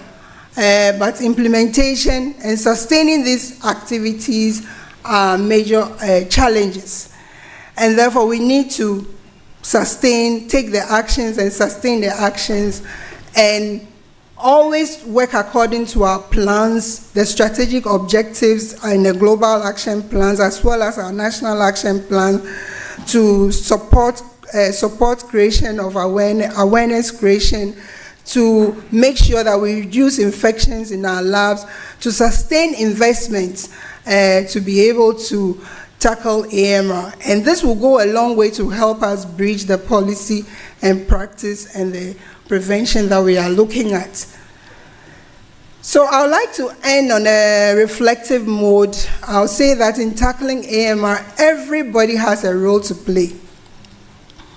And policymakers, researchers, clinicians, pharmacists, farmers, educators, microbiologists, lab scientists, students, and everybody. Because AMR will not wait, and neither should we. And we need to act now, protect our present, and secure our future. A lot of people have contributed along the way to support the various activities that I've talked about. We are grateful to the management of this institution, the present director, Professor Dorothy Yeboah-Menu, past directors, and for the support they've given to all the activities that we have done. We are very, very grateful to them and everyone who has participated in our journey. Now, I'm very grateful to my team who have been involved in all these things for their commitment and efforts over the years. Most of them will be presenting doing a number of presentations. We have posters on machine learning and diagnostics. We have a poster on a dashboard that we are creating to monitor AMR in real time. We have a poster on antifungal susceptibilities of Candida, and we have a poster on wastewater AMR and bloodstream infections and genomic information on several organisms, and we encourage you to reach out to them and get more information. So on this note, I would like to thank you all for your attention, and I'll be happy to take your questions. Thank you so much.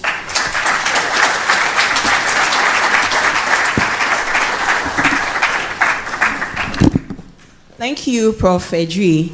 At the beginning, it sounded all gloom and doom, but it's reassuring to know that if we take collective actions now, we would be able to stem the tide of AMR. Thank you so much. We now, in the interest of time, we'll just take one or two questions if there are any. Yes, there's a question at the back. So I'll take one from Kwesi and then one from Prof. Kwashi, and that'll be it. Prof. Edri would be around during the snack break and you can engage her. Can we get the microphones, please?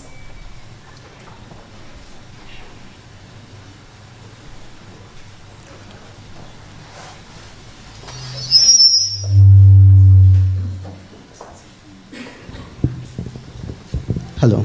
Thank you very much, Prof, for your very insightful presentation. I'm Kwesi, a member of staff here at Noguchi. Prof, I have a question on the survivors of the infections, the bacterial-resistant, the AMR-resistant infections, the survivors. What is the feasibility of combining WGS, that's whole genome sequencing, AI and ML, in trying to also investigate their genome and see if there are any changes that would inform certain insights into how we can also naturally resist some of these bacteria. Thank you. Should I? Do you want me to answer? Yeah. So thank you very much for that question. So I talked about people who have lost their lives along the line, and then we took the organism, we looked at what exactly was in their samples. So, I mean, as we all know, when you sequence an organism, you get more information, to deal with the situation that you are dealing with. So what I'll say is that now that we have sequenced a lot of genomes, we can sit down and look into it using the various tools, our machine learning, our AI tools, to really understand this data and then project. We can even project ahead to know what may happen in the future. So we can look into the data and then go forward with the next steps. So, I mean, you are invited to come over and then we can talk further. Thank you, Prof, for the insightful talk. Yeah. Oh, okay. Yeah, so I was quite curious. I think one of the hospitals that you focused in on, you had a few infections within the neonatal ICU, and you said they were clustered together. Yeah. And I saw that you were looking at different parts of the hospital. Did you see any sort of like linkages between those that you were seeing in the NICU and around different parts of the hospital? Yeah, so thank you very much. And in the analysis that you saw, we got organisms from the NICU of one of the hospitals. And within the hospital, they have different wards.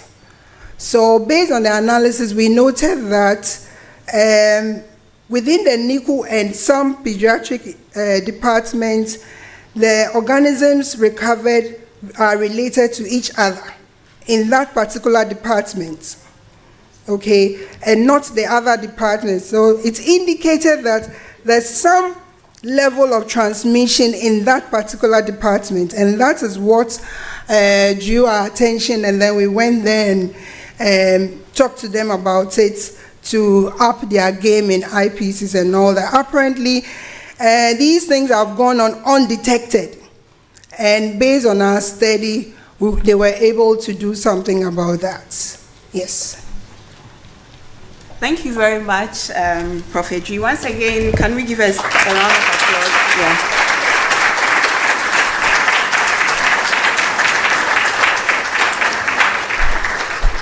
Thank you. As the opening ceremony draws to a close, would invite our chair to give us his closing remarks. Thank you.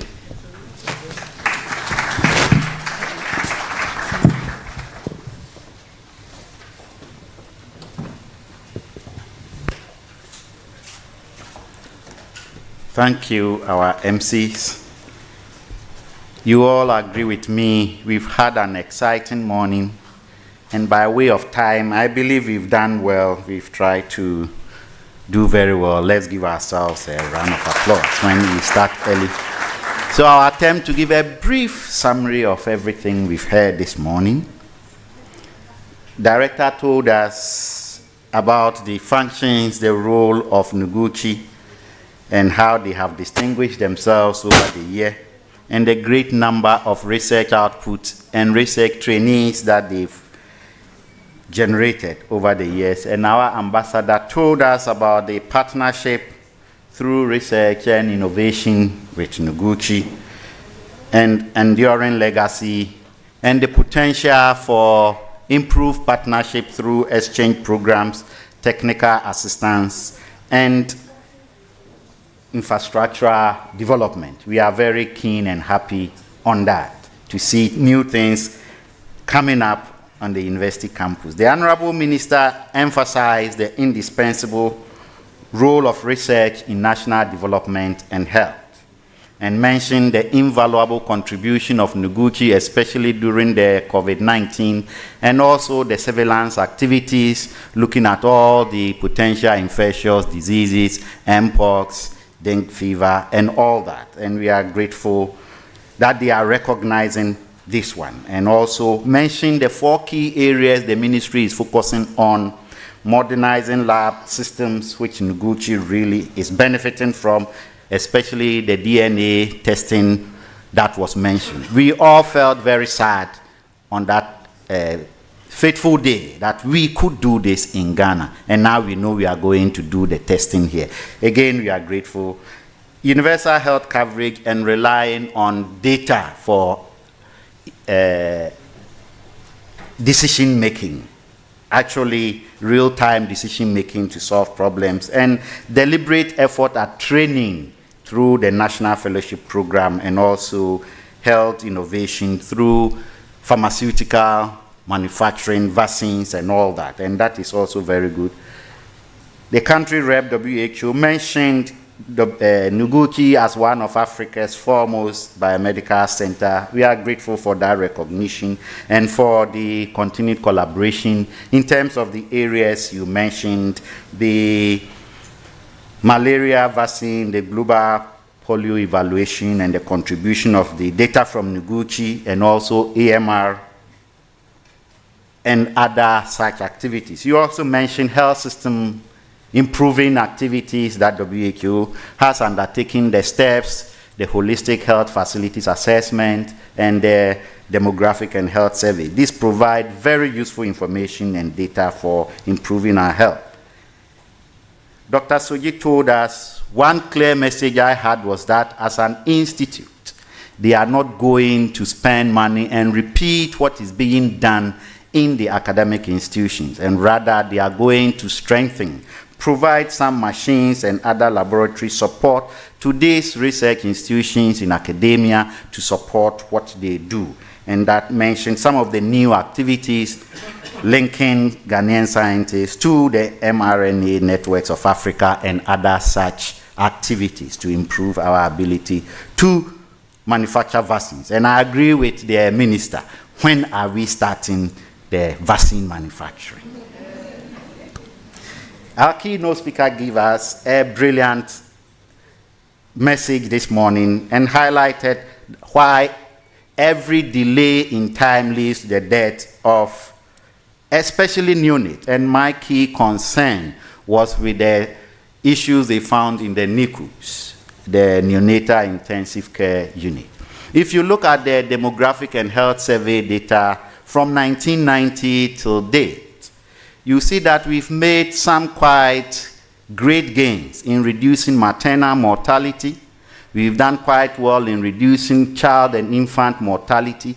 What we haven't done, if you look at the data, we've made minimal gains in neonatal mortalities. And some of these things will need to be looked at. What is killing our infant at that very young age? She also mentioned the general challenges in Africa. We have the action plans, but we are not putting them into action, really. And then the high levels of all the resistances he mentioned.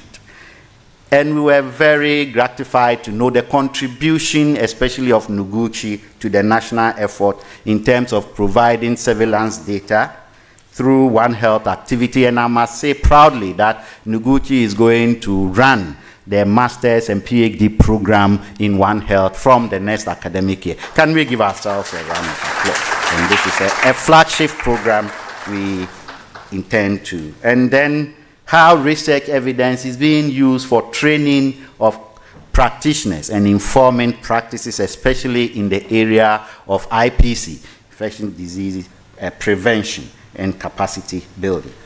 At the end, she admonished us how to bridge the gap between policy, practice, and prevention, and highlighted that every one of us has a role to play. You may not be a health worker, but whenever you enter the health facilities, please do ensure to wash your hands. The bacteria follow the path of health workers and visitors to our facility. Thank you very much, Director and team. We believe that the rest of the occasion and the event will go as well as we've done successfully this morning. Thank you very much, ladies and gentlemen.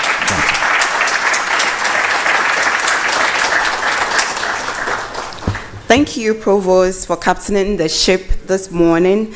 Before we leave, would like to specially recognize our general sponsors who have made this meeting possible. We have our platinum sponsors, LabMat, GIZ PharmaVax Ghana, and Stanbic Bank.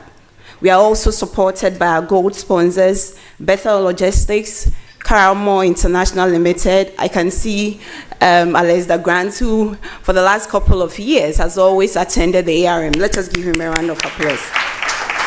We also have MES Equipment Limited and Revna as part of the gold sponsors. And for our silver sponsors, we have Illumina ISN, DCL Laboratory Products, EcoBank Ghana. We are also supported by Inkaba Biotech, Volta Electric, Tasty Treats, Republic Bank, Afro Wings Limited, and Prudential Bank. On behalf of the organizing committee, I'd like to say a very big thank you to all of you who have joined us here today, and for all other participants who have joined us virtually. We are honored to have you here this morning. At this point, we would take a snack break, but I would entreat all of you to remain seated whilst we allow our dignitaries to step out, following which we would take a photograph with our dignitaries, then we can proceed to have our snack break. We would also entreat the media amongst us to hold on with their interviews for us to finish our photograph, then they can have their meetings. Thank you all once again, and do enjoy your snack break.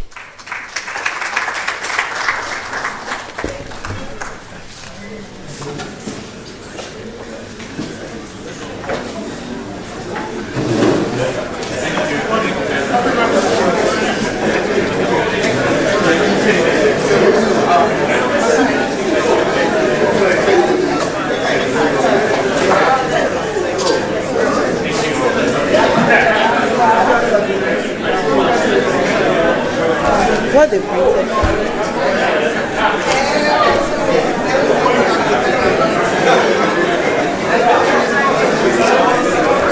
So whilst we are stepping out, I would also like to acknowledge our silver sponsors. No, I've mentioned Illumina, DCL, and EcoBank.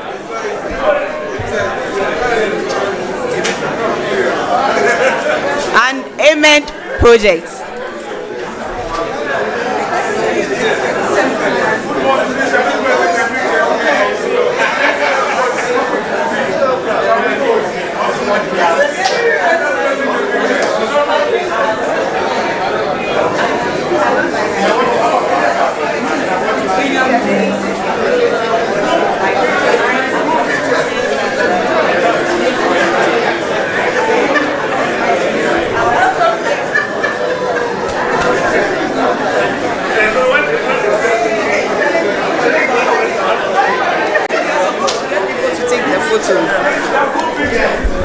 Yes, we would please ask that we move out to take the photograph.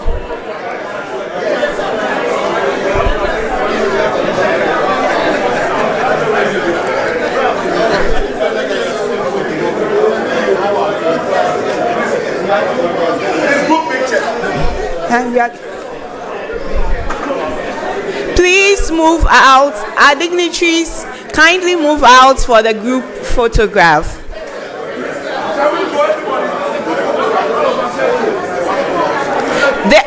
There are two exits, one to my left, so you could use the door to my left.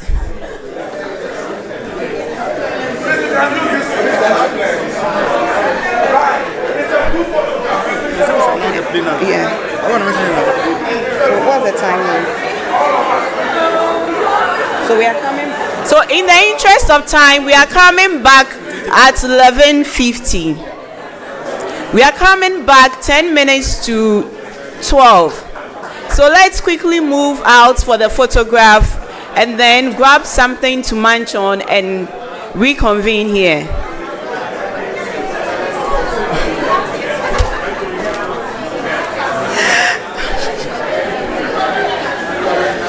Let's take a picture. Please give it. It's from their end, is it?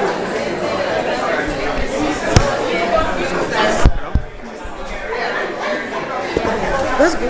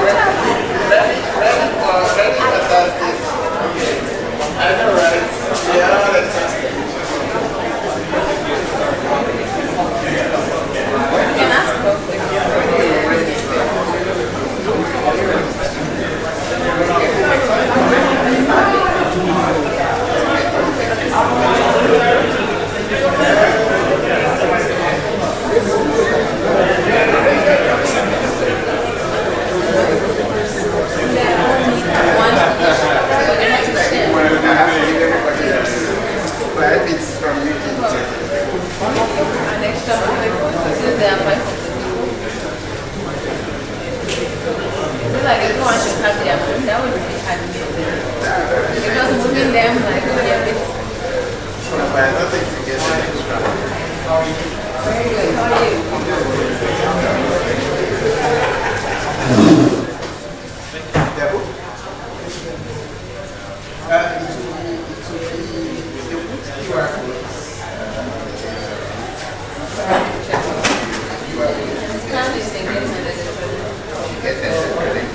We are trying to do it, so we only pretend that we need them.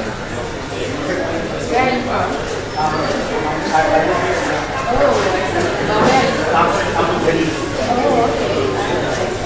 I can do it. He wants to be. Thank you so much. I appreciate it. But please hide it. If everybody comes, let's keep it.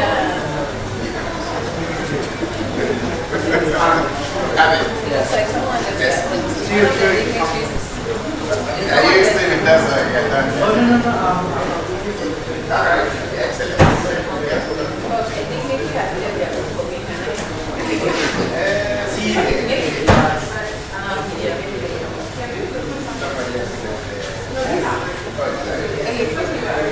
Should we sit together? Yeah. Okay. I think that would be. But where do we sit? One can sit on that side, one on this side. Okay.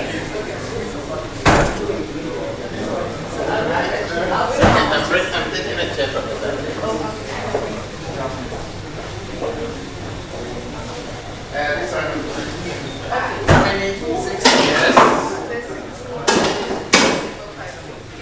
Alright, so if one person sits here, and then you have your 5 guests. And then the other person sits here.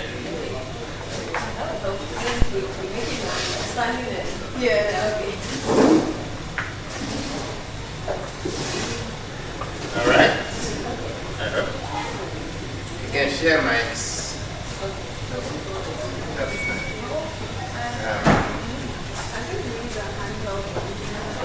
Let me see if we have. There's one here.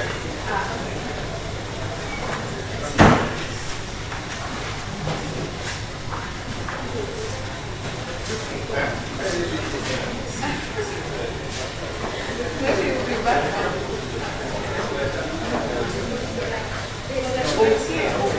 It doesn't see something.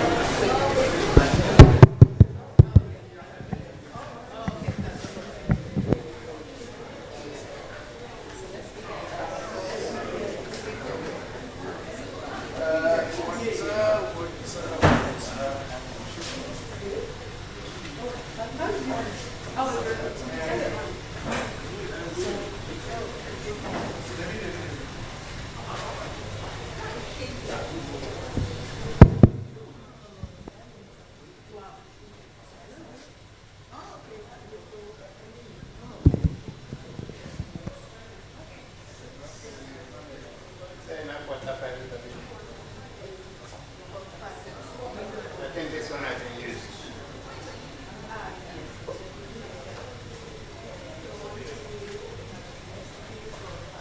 Who will even use this? There's 5 bottles here. Fresh.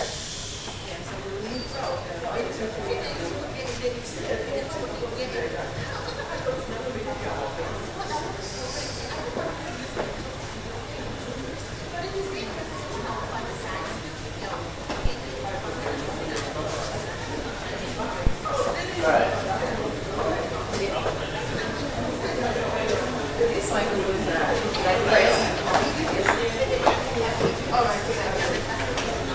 So, Charlene, I was going to let them say the way we are going, or we can just draw the questions and quickly from there. Yeah, because I don't even know how they're going to Yeah, that's right. Have you identified them? We've seen them. We've seen Dr. Till. Dr. Till. I think they mentioned Mr. Yes. Gant. And they also mentioned Dr. I think they have Dr. Redna. Dr. Ati. Is it Dr. Akbalu? Yes, and there's one more. Yeah, there is one more. We have Dr. Brown. Yes. Grant is also a No, Mr. Brown, sorry. Okay. Dr. Till. Dr. Akbalu. Dr. Till. Yes.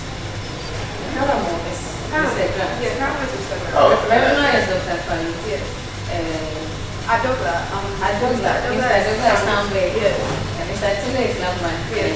Dr. Tiller is, yes. Okay. Okay, so you're saying that? Yes. All right. Thank you.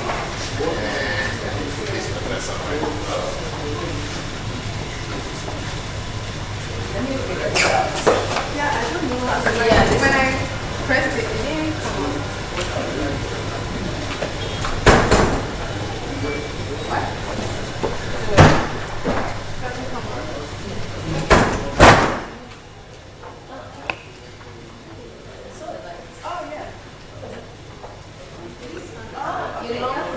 Long press. That's long press. Hello? Did you hear me? So what is that? Hi.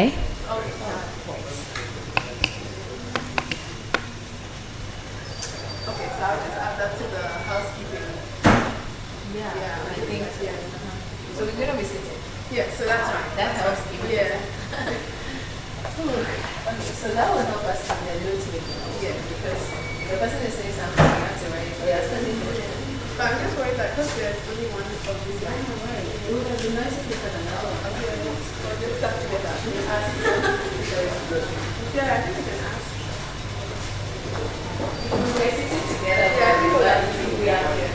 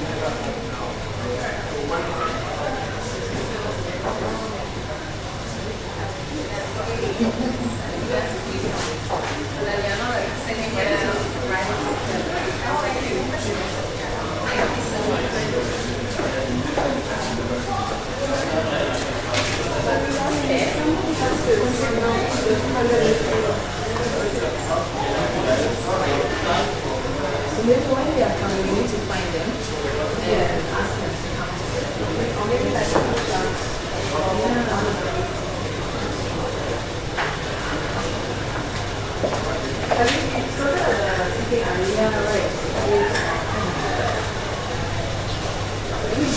Let me just see how it looks like. Okay. Very nice and casual. Look at us. Yeah.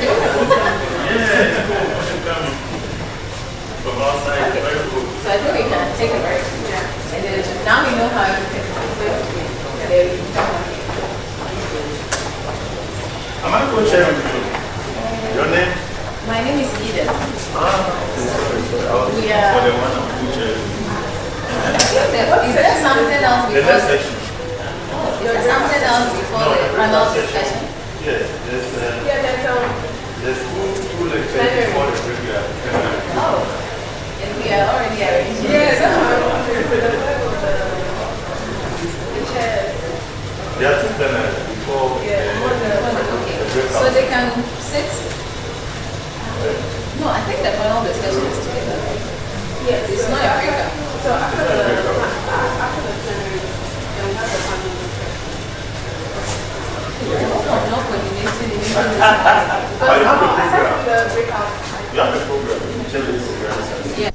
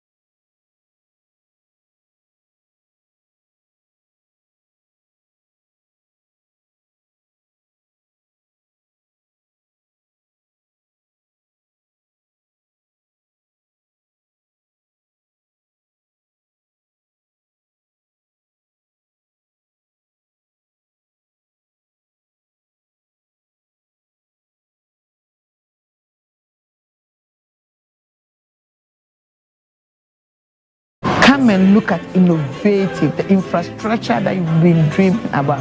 Come and listen to our impactful research that is making waves across Ghana and the sub-region. For Noguchi, there's nothing but quality research.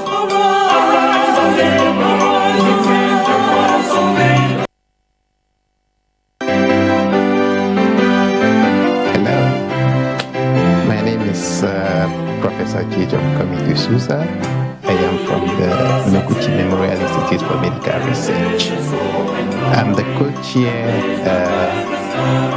with Professor Kodjosa Wakusi planning this year's annual research meeting of the Institute.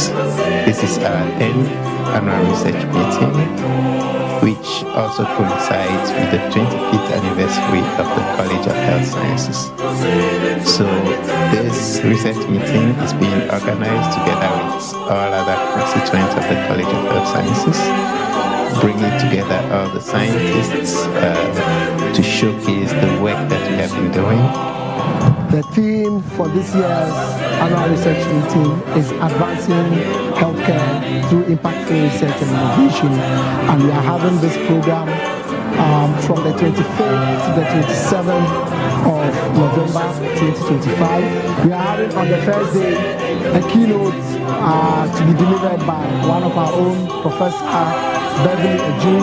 He will be speaking on her work in AMR. We will have, as part of that day, also a panel discussion where we would have some of our sponsors who would speak about the impact of private-public partnerships in promoting research and innovation. Our parallel sessions happening in the afternoon to bring the first day to an end. On the second day, we begin the day with a symposium, a special symposium by AMEC, that is a JICA-funded program that is based at Noguchi. They were having a one-hour symposium to talk about some of the research that they have conducted over the past years. And then we would have our poster sessions beginning with a table session where selected posters will have 2 minutes to pitch their ideas and invite others to join them for the afternoon session. Then we continue with our parallel sessions in the afternoon for the second day. On the third day, which is one of the unique things that we are doing this year, we are having a joint celebration of our annual research meeting with the College of Health Sciences 25th anniversary, and we are having a joint activity which we hosted at the Great Hall.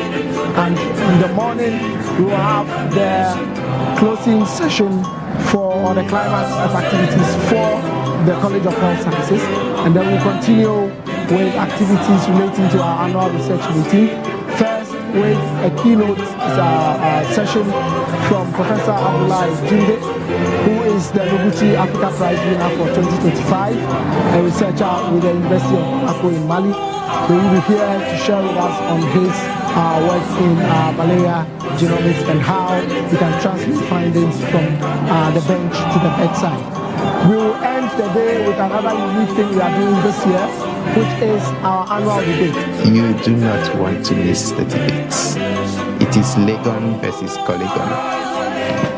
And we would want to see who will win the debate. It's about digital technologies and health in the current age.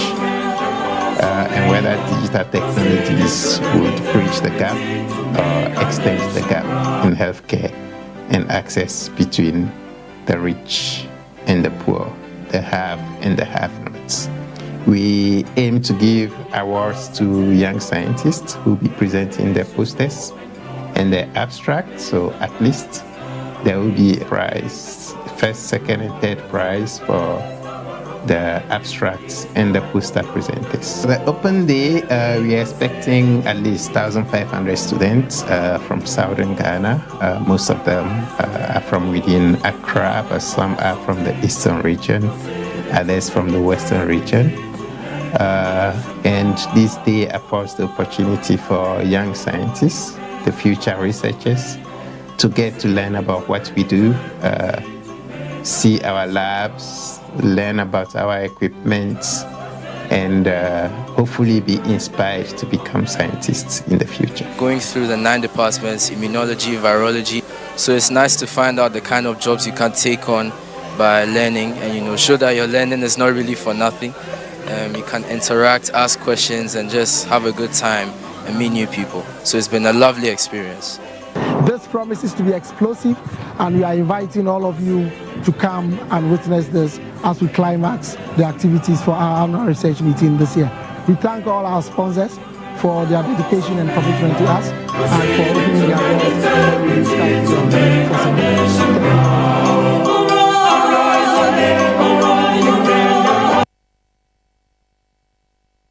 Africa stands at a crossroads. Technology is transforming healthcare like never before. But will digital innovation bring healthcare closer to everyone or leave some even further behind? As part of the 25th anniversary of the College of Health Sciences and the 2025 annual research meeting of NMIMR, we are bringing you a live thought-provoking debate where two of the brightest teams face off. Experts from Team Legon versus experts from Team Kolebu. Expert fierce arguments, fresh perspectives, and powerful insights that must reshape how we see the future of healthcare innovation in Africa. Trust me, this is one conversation you do not want to miss. And the motion, digital health, will widen rather than bridge Africa's healthcare equity gap. And this is happening on the 27th of November 2025 at the Great Hall, University of Ghana, 1 p.m. sharp. Be there, be inspired, because the future of African healthcare starts with the conversation we have today.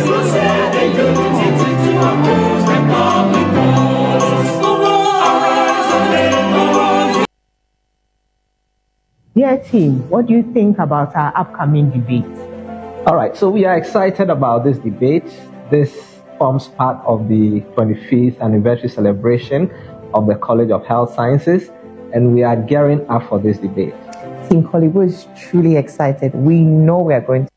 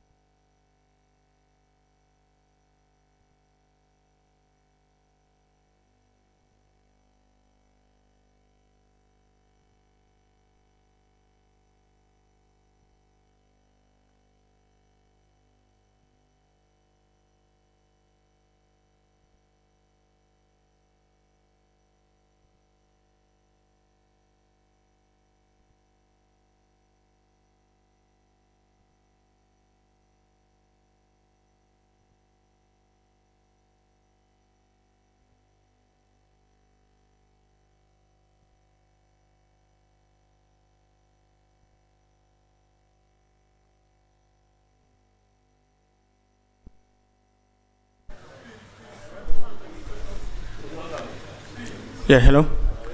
Yes, good afternoon to all of you. Please, it's about time for us to make our way back to the conference room for the plenary session. So please, I know you're trying to make some connections. There is more time right after this. So please make your way to the conference room for us to begin the plenary session 1.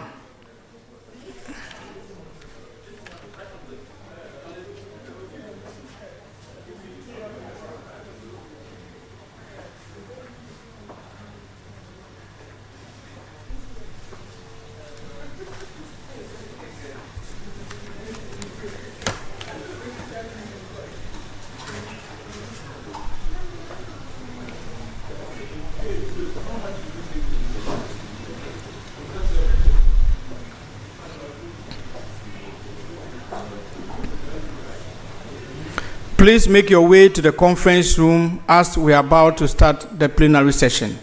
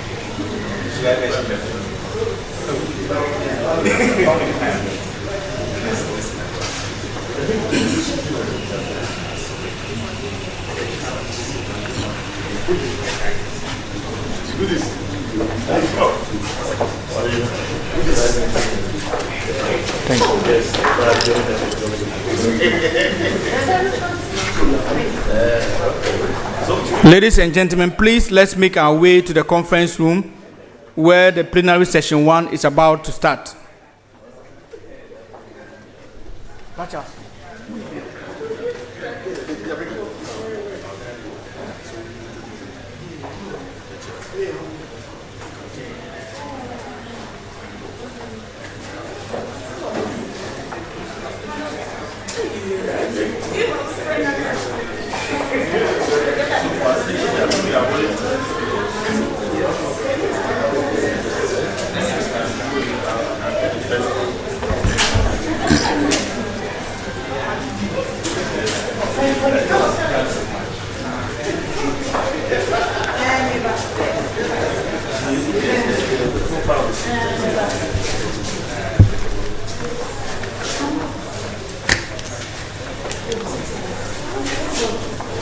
Please let's make our way to the conference room now. Please come to the conference room now as we begin the plenary sessions, please.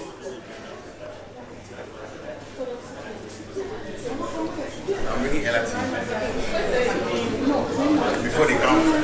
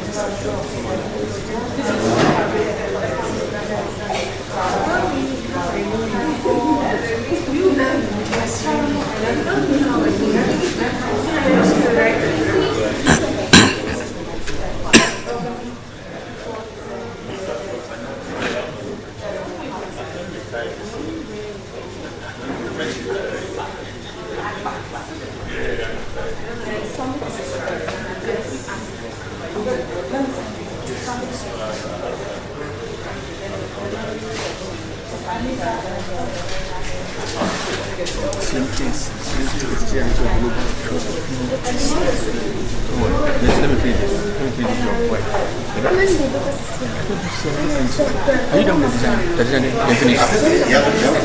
Give them pressure, give them pressure. What is the doing? Would they can start? Give them pressure.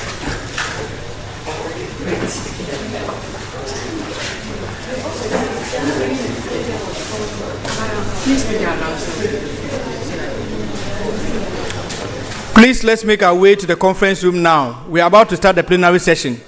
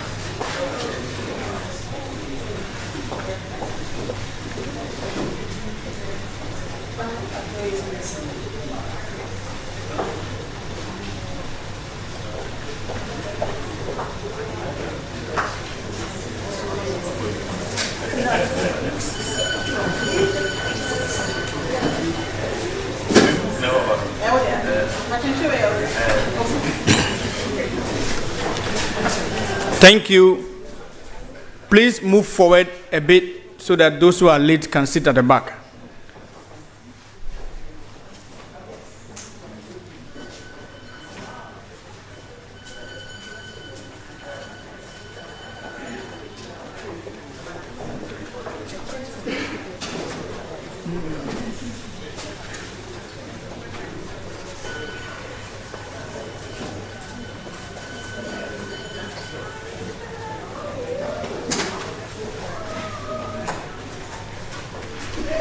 Thank you so much for coming. Please make your way to the conference room now as we begin the plenary session.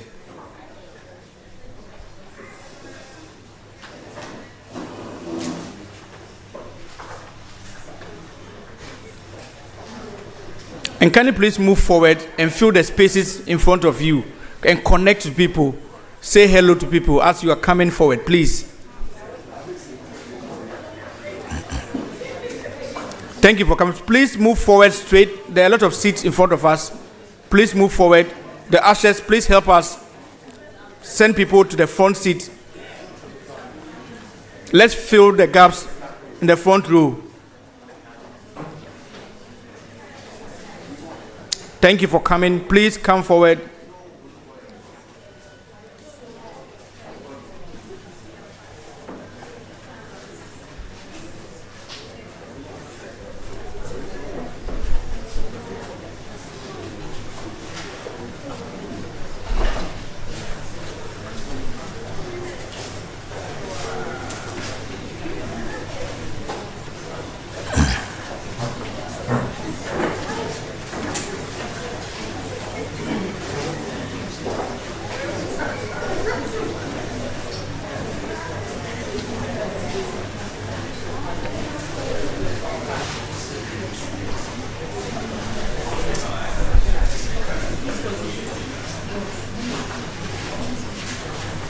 Thank you for coming. Please move forward. This area is empty. Bring people forward to this side.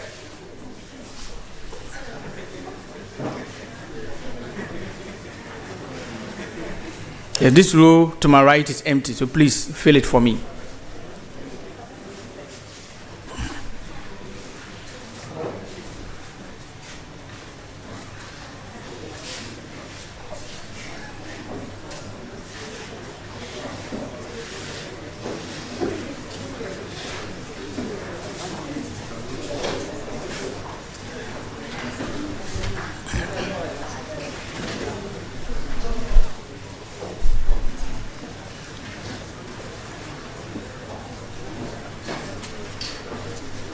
All right. Good afternoon to all of us once again. Good afternoon. Thank you for coming. You're all warmly welcome to this afternoon session. It is a plenary session 1. And we have 2 chairs for this session. We have Professor Samuel K. Dazi, former head of Department of Pathology Department. Please, let's welcome Professor Dazi to the chair.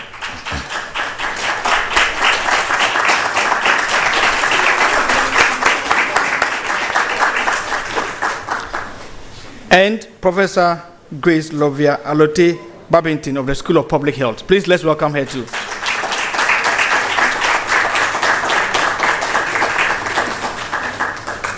Thank you so much, chairs. So I'll leave this session to the chairs to take over for me. Thank you very much.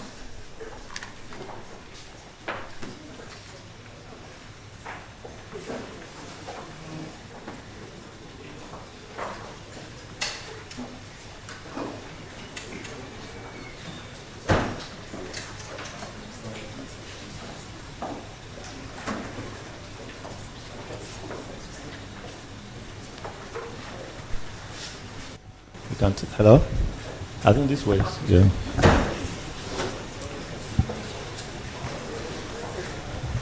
Yeah, good afternoon and welcome back. From break, we have this plenary session and we are going to have 2 presentations from very distinguished personalities. I have my co-chair, please. From the School of Pharmacy. So my co-chair is from the School of Pharmacy and I'm from Noguchi. So the plan is that we're going to have 2 presentations, each lasting 20 minutes. And my understanding is that we'll have the 2 presentations and then after that we'll have a general discussion because of time. So I will introduce the first speaker. And after that, my co-chair will handle the next speaker. So I have the honor to introduce Dr. Paul Sechi-Nyantechi,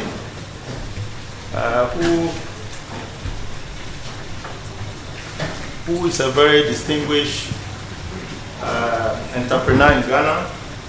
And you're surprised to note his contribution to healthcare. So let me just read a bit about him. Dr. Paul Sechi-Nyantechi is a pioneering physician entrepreneur with over 25 years of experience advancing evidence-based medicine through diagnostics, research, and clinical trials. A graduate from Randolph-Macon College and the Johns Hopkins School of Medicine with internship training at Yale Medical School. Dr. Sechi-Nyantechi has redefined laboratory medicine in Ghana. He is the founder of Quest Healthcare, MDS Lancet Laboratories, Ghana Limited. I know many of you have been there. Quest Medical Imaging Limited, and MACREC Clinical Research Management. So WACREC is a network of medical laboratories and radiology centers serving over 2,000 patients daily across 30+ locations. His leadership integrates innovative technology with patient-centered care, setting new standards in healthcare delivery and accessibility. Is very much a visionary. His work has earned him numerous accolades, including the Global Achievement Award from the Johns Hopkins School of Medicine. The award honors alumni who exemplify the Johns Hopkins tradition of excellence and have brought credit to the university and their profession in the international arena through their professional achievements or humanitarian service. Another award is an honorary Doctor of Science degree conferred by Randolph-Macon College in recognition of his contribution to science and public health. The European Quality Award from Academic Union Oxford, reflecting his steadfast commitment to quality. And the last, multiple CEO and healthcare leadership honors across Ghana. Dr. Sechi-Nyantechi's blend of medical expertise, enterprising spirit, and commitment to innovation has positioned him as a pioneer in Ghana's medical diagnostics landscape. And interesting to know also that he's a very good motivational speaker. So thank you very much, and please let's welcome Dr. Paul Sechi-Nyantechi to give us something.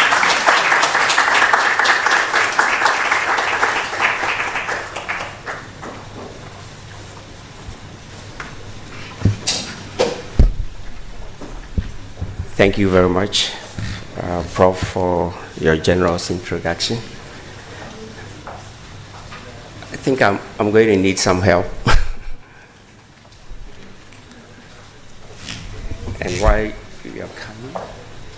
So again, Dr. Posech will be talking to us about innovations in diagnostics and laboratory medicine, the Ghanaian perspective. Thank you.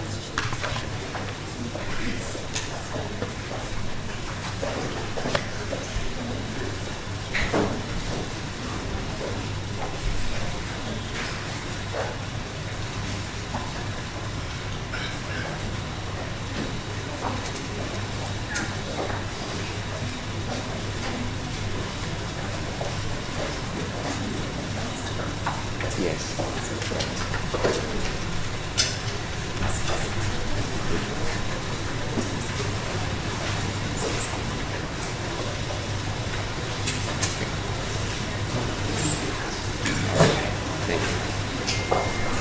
Right, thank you very much for the opportunity. I hope all the protocols established, so I stand on them.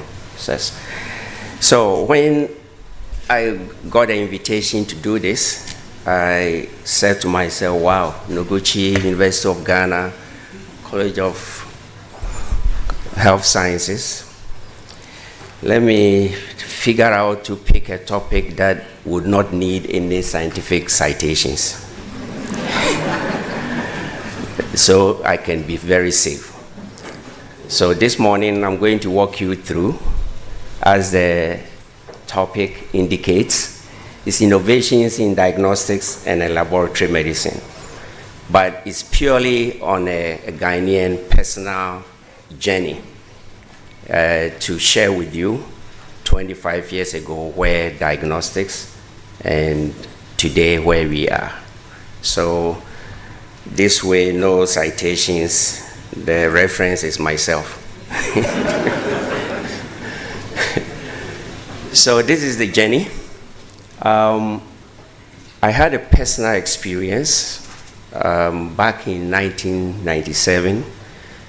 I had just come back home, and it led to this because originally my professional pathway was not in laboratory medicine. It was actually towards internal medicine. But that personal experience changed me to pick this particular path. So 1997, it was purely manual. I remember setting up a first small lab opposite Kolebu. It's still the same place we have the current Kolebu branch, MDS Lancet. And everything back then was colorimetry, pure manual. We had a chart on the wall, and we do this colorimetry with some inverse equation to give you HB. And so that was the days. Then by 2000, I realized that the experience that I had to do with the importance of laboratory results in helping to manage patients. And definitely those manual, as much as that is the beginning, also had limitations, as we all know, with a lot of manual errors introduced in the results. And we all know also how laboratory results influence decision-making process in patient management. So we had to move to invest, and I remember back then we brought in standalone automated analyzers, and it became like that period similar to Mr. Despai's Museum of Cars, you know, because this is the first time in a very long period people are seeing fully automated hematology analyzers, separated biochemistry, endo, and then we incorporated these standalone analyzers with semi-automated analyzers. And that one was just to help meet one important thing in medical practice, turnaround time for the test, because we were then using fully automated analyzers that are 96 platter reader. And by introducing the strip readers, you could just quickly get beta ECG quantitative to rule out a topic and things like that. And that helped to now improve the system. But then 2008, the realization of the need for lab pushed me to get a joint venture company with Lancet Laboratories South Africa, because we were then trying hard to get to accreditation, and we realized that as a standalone lab in Ghana, trying to get ISO accreditation was not easy. You have to be involved in a whole lot of quality management systems that as a individual company, the cost involved was going to be very, very challenging. So Lancet came in, and then for the first time we have large volume automated machines with fast run throughput that can run 1,000 samples a day and things like that. So we then leverage and piggyback on Lancet to then move on gradually, and by 2010 we got ISO accreditation. So let me seize the opportunity to congratulate Noguchi. We are happy to see the ISOs. We want to see more ISOs in Ghana because of the role it plays in the quality delivery of laboratory results. So by that time, we then move on to molecular biology lab PCR. So we were first to establish the private PCR lab, and still went on to get ISO accreditation for that particular lab. That led us to be selected by NIH to begin to support safety labs for clinical trials. So that is how the progression was moving on. So just as we thought everything was okay, then come boom, 2020. As much as all the bad things COVID brought, I think it also showed our limitations and opened our eyes. And currently in clinical laboratory practice, we are moving towards total automation, fully total automation. And I'm happy to announce here that MDS Lancet has acquired total automation. It has gone through all the certifications and validations, and currently we are using it. We haven't officially launched it, but it's first of its kind in West Africa. Thank you. So who are we? I'm sure most of you know us, so I'll brush through. We currently lead the private leading medical lab, so we are sort of sister to Noguchi in the public arena. That's why I'm happy to see so many colleagues here that we collaborate with. We have ISO 15189-2022, and over 30 branches. And one of the progressions and innovations we've made when we started, and back in the early 2000s, it became like a phenomenon. People were sending cases outside, and you know, people get excited. Oh, my samples are being taken to South Africa. Please, if you are in the field, anytime you send samples away, it has its own risk. So Lancet over the years have taken the initiative to be able to do currently we've cut down about 40% of cases we're going to South Africa. Today, it's less than 5%. And we are basically doing over 5,000 plus routine and specialized testing in-house to improve turnaround times and patient management. So my previous slide is just walking you through the steps and the stages of how the innovations have been taking place. And happily, we served over 200 patients across Ghana because we are spread out from northern part to the south. And we are also supporting a lot of colleagues doing research, medical research and clinical research, and doing all the safety labs, which we are accredited to do. And very soon, by next year, by God's grace, there's a joint project coming up that I don't want to talk about it, but it will help us to now support and collaborate with Noguchi to make sure there's a large-scale clinical trials going on here in Ghana to make sure we shut the talk and that we can do it in Africa. That is why always the database doesn't favor us. I hope that problem will be solved together with Noguchi by next year.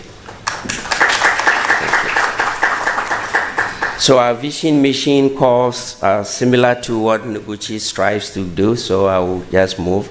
These are pictures of our lab showing one thing is we make sure all our trained scientists are Ghanaians.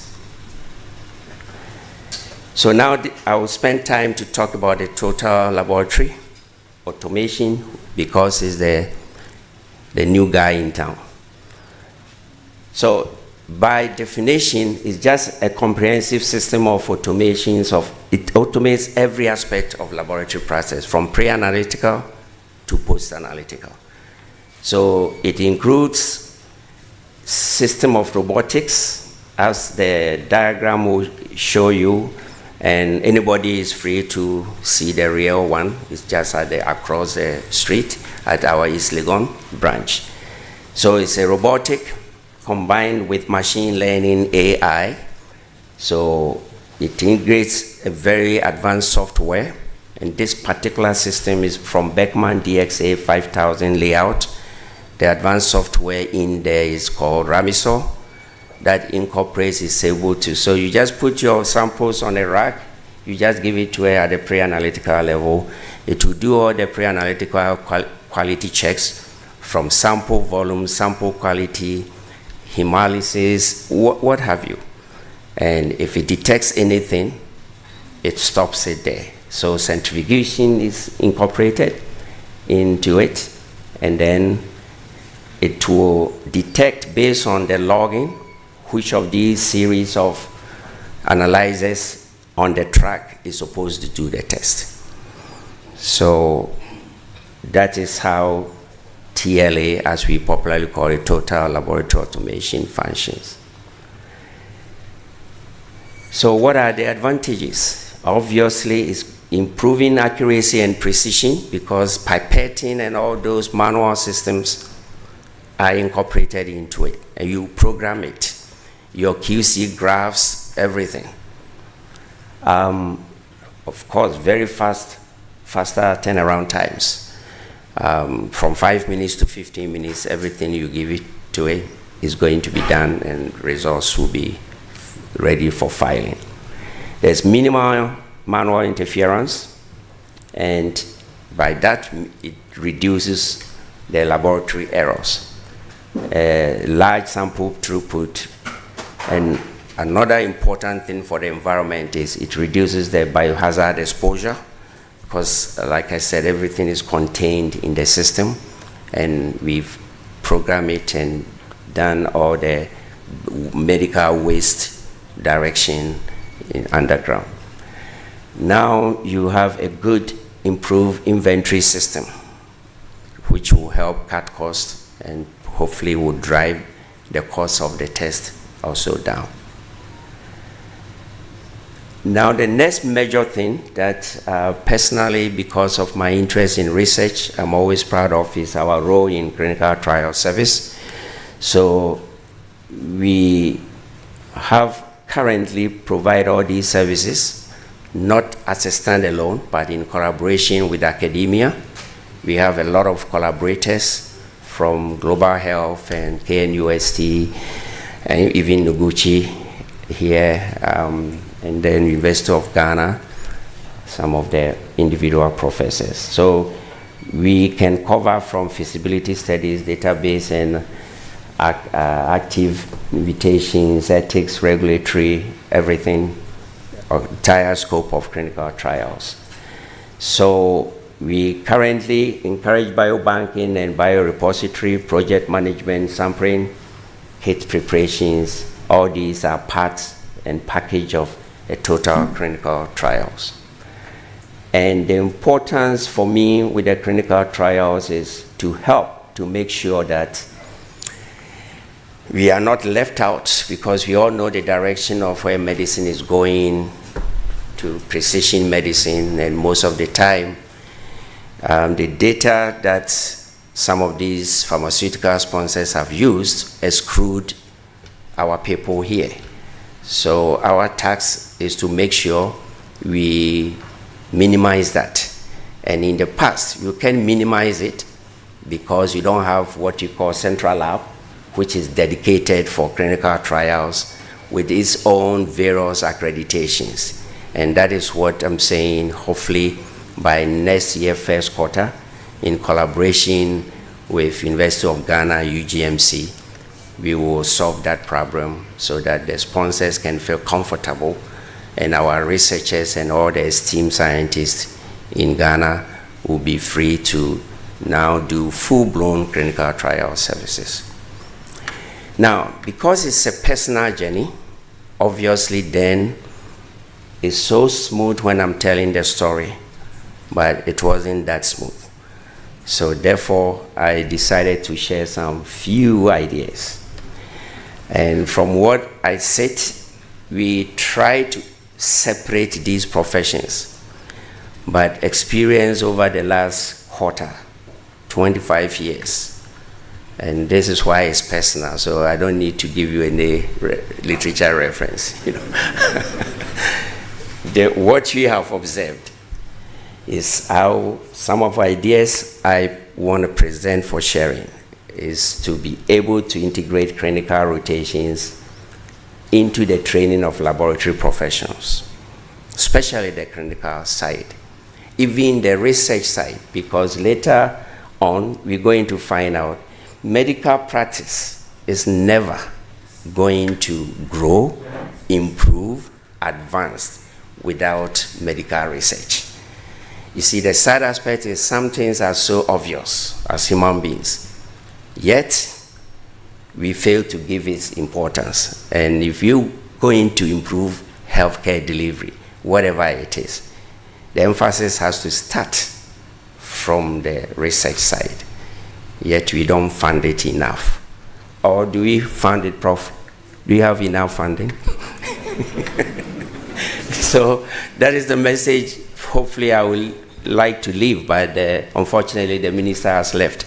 But so we need to also invest in quality management systems that will generate excellence in our service. That is why I'm so proud of Noguchi moving to get this ISO accreditation.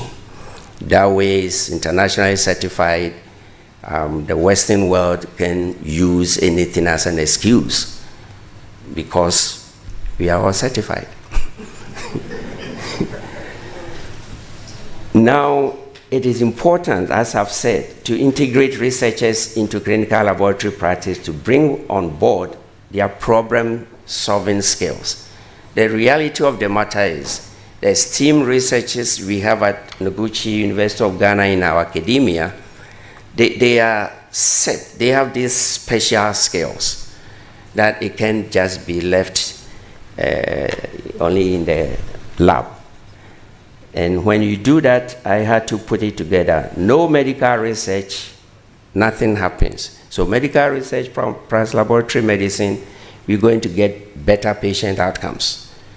And that is what we are all striving. Good health, then the country is healthy, and economically you will be viable.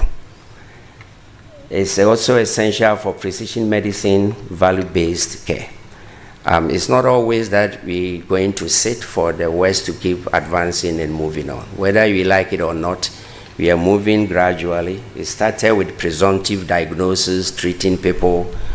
If you get well, you get well. And then it came down to evidence-based medicine. And just as we are catching up with them on evidence-based medicine, now they are saying something is called precision medicine. And so, and everything about precision medicine is also based on the research. It's about the genome studies, about the sequencing. So you see how everything is intertwined. And that is why we need that, because the future definitely is on greater reliance on data-driven, personalized healthcare. And I hope our system will support huge set-aside money into research funding. So the new direction in lab medicine, to begin to wrap up, is basically taking a room. In the past, it's all like that. You see the packed microscopes, lab coats, pipettes. But the trend today is they're moving towards interprofessional, interdisciplinary team, which has been proven will improve patient care. And I think that is the core mandate of all of us, even from private, and the core mandate of Noguchi is right there. It's about integration. So if I have any message, I would like to see all of us working together, and so that we can share ideas, because at the end of the day, the knowledge will come from the research, and then the lab will apply it, and then the clinicians will use it for their patient management. Thank you very much.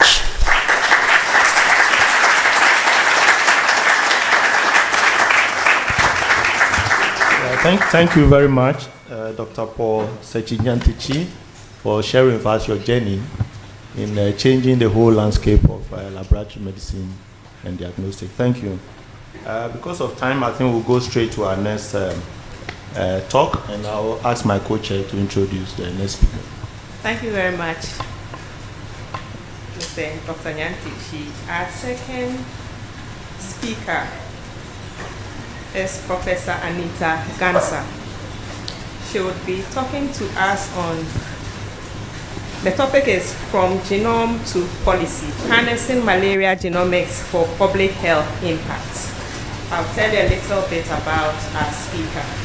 Professor Anita Gansa is an eminent Ghanaian genomic epidemiologist and associate professor of genomic epidemiology at the Noguchi Memorial Institute of Medical Research. She serves as head of department of the Department of Parasitology.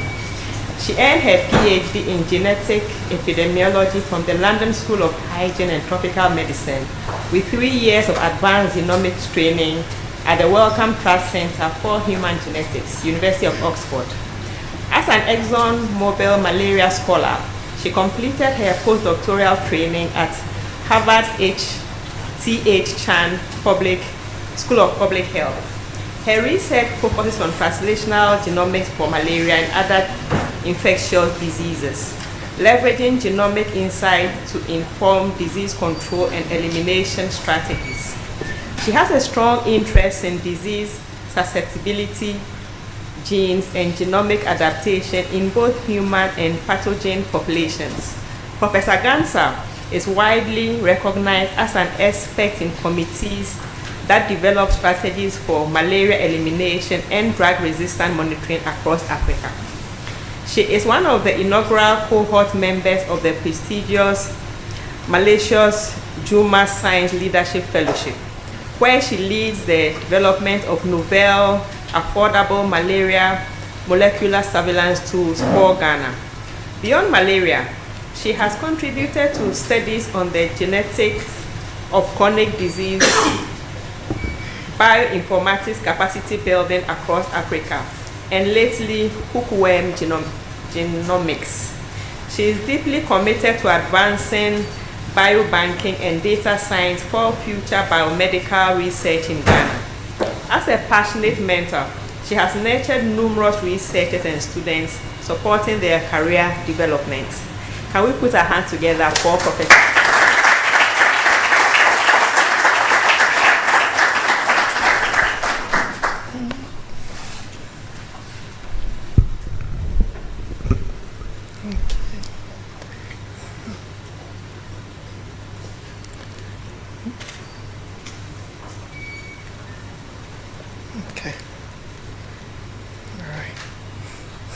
Good afternoon to you all. Thank you very much, Madam Chair, for the very generous words. So my presentation today is going to be on leveraging malaria genomics for public health impact. And okay, right. So I'll give you a brief background on the subject, and then we look at the past, present, and future of malaria genomics. Here I'm going to share data from colleagues from the Institute. So basically it's work done by the malaria group of the Institute. And then some of the challenges that we face in malaria genomics and recommendations and some conclusions. So we know that malaria is still a major public health concern.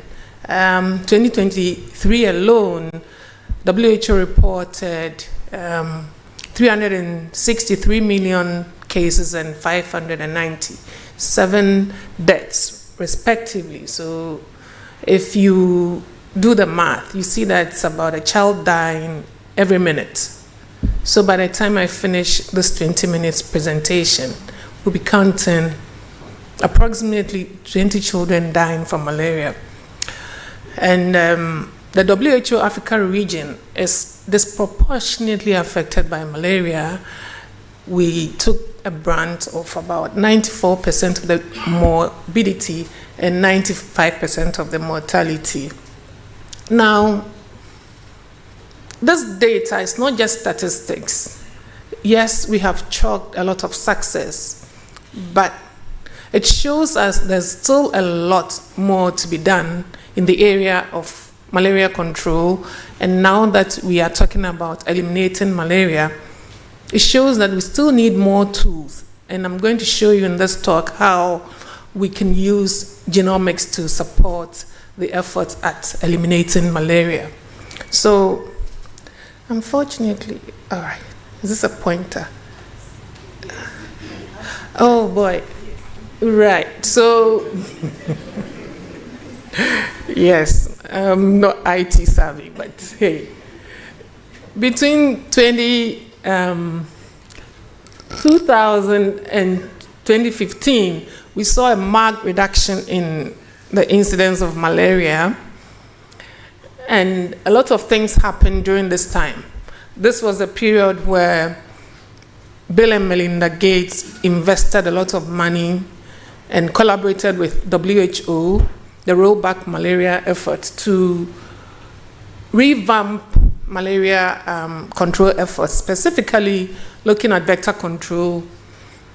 So the use of long-lasting bed nets, indoor residual spraying, and this is the same period where we changed drug policy from chloroquine to the artemisinin-based combination therapy. And so we were declining.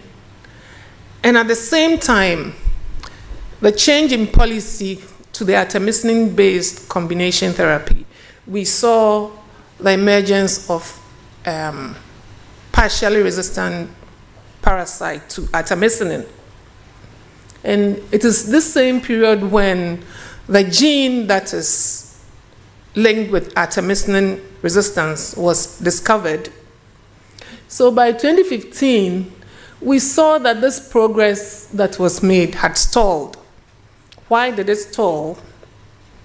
Some level of resistance to the drugs. The insecticides that were introduced through the long-lasting bed nets and the indoor residual spraying also became resistant to, the mosquito vector became resistant to these insecticides.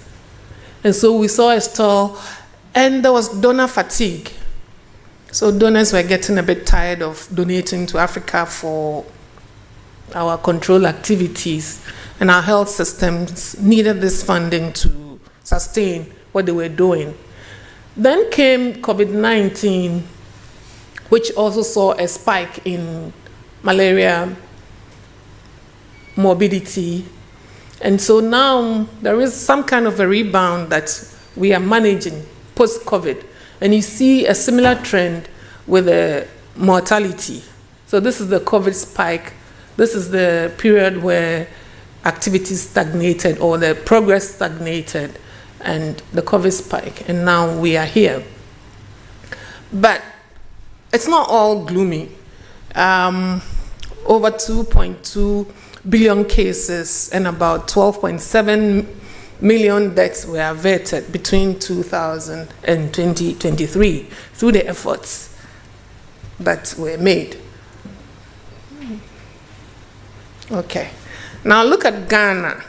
Despite all these challenges, we have chalked a lot of success. Children under 5, you look at the map, the 2011 map, you see how deep it shows morbidity in children under 5. And as you go on in 2022, you see that we have moved from 27.5 to 8.6. This is a marked achievement for a country. Now, at some point, Ghana was considered one of the high-burden countries, 11 high-burden countries. Ghana was part of it. And so we re-strategized in our control activities. We decided, or the recommendation was to use data-driven information to control malaria in these high-burden countries. So we look at the district-level prevalence of malaria, and you see that there are some sites that have very low prevalence of malaria compared to the high prevalence areas. And the interventions were targeted based on these prevalences that you see. So different combinations, and I will show you some of the interventions that we have. And so, again, data driving what to do for specific sites. So these are some of the interventions: the long-lasting bed nets, spraying, larvicidin. We have our vaccine, which is slowly being rolled out across the country.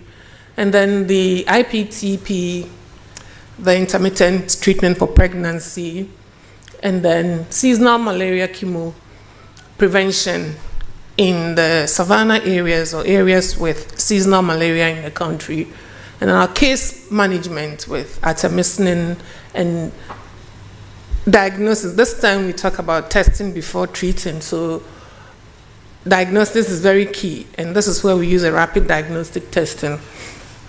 Now, this is the malaria elimination program's activity, and is interlaced by research, surveillance, monitoring and evaluation, advocacy, social and behavioral communication, and procurement and supply chain play a key role here. Now, as I said, a lot of things were happening as we're enjoying reduction in malaria. Artemisinin resistance emerged in Southeast Asia. The gene Plasmodium falciparum kelch 13, that is involved in artemisinin resistance, was also discovered through studying the genome. And we found large-scale genomics data.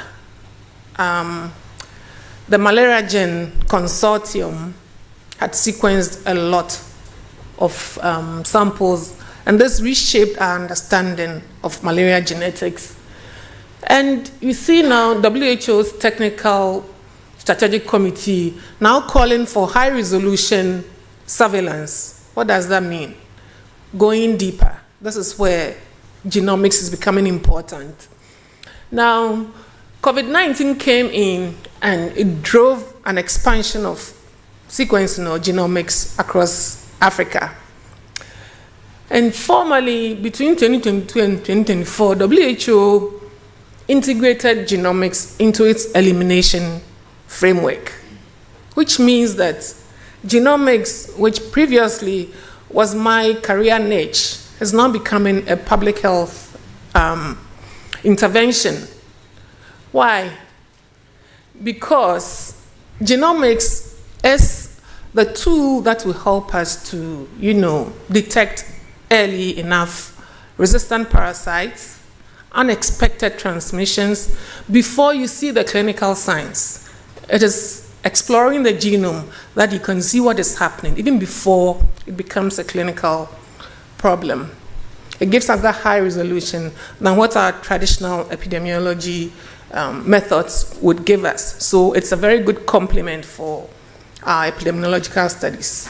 If we embed our genome into our strategies, WHO is now signaling that this molecular data is not just luxury, but it's a necessary innovation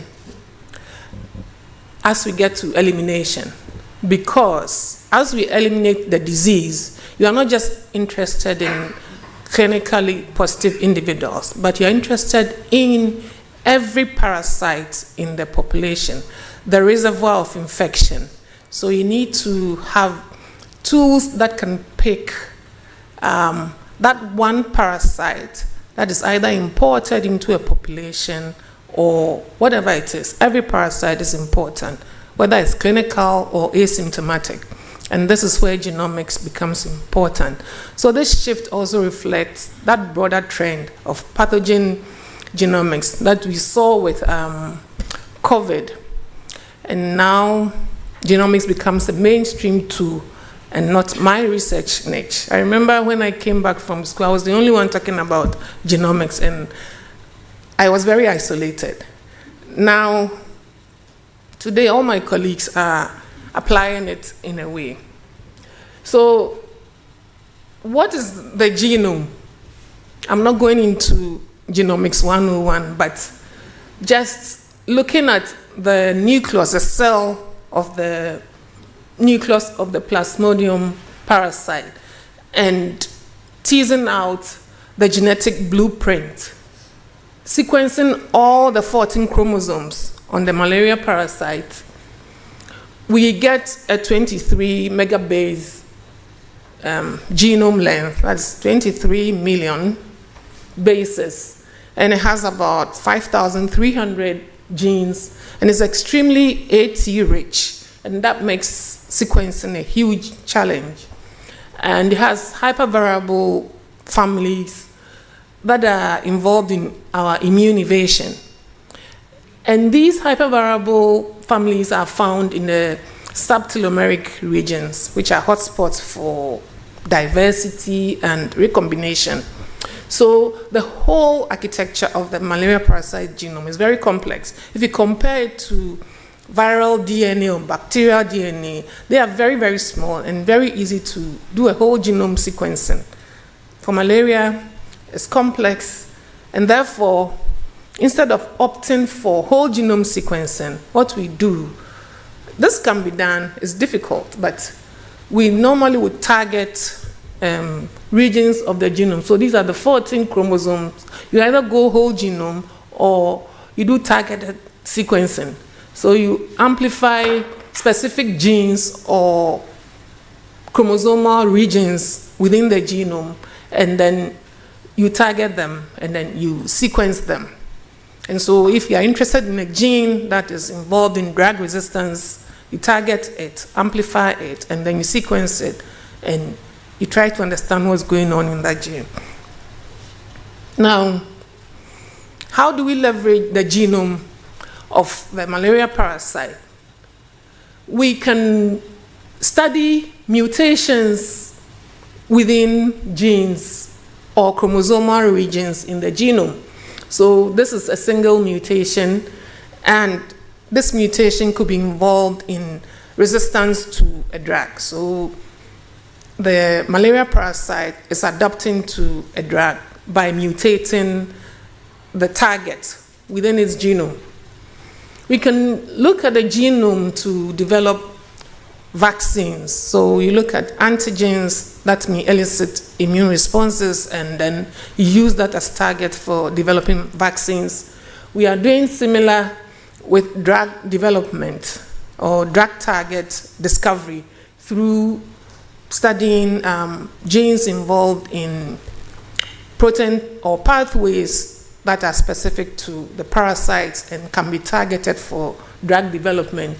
If you are interested, we have posters on drug discovery, and we are also using the genome to understand the mechanism of even the artemisinin, our first line drug. Its mechanism of action is not clearly understood. So we are exploring other targets to see whether artemisinin is actually binding to other genes and not just what it's known to be doing. Also another poster that you can explore.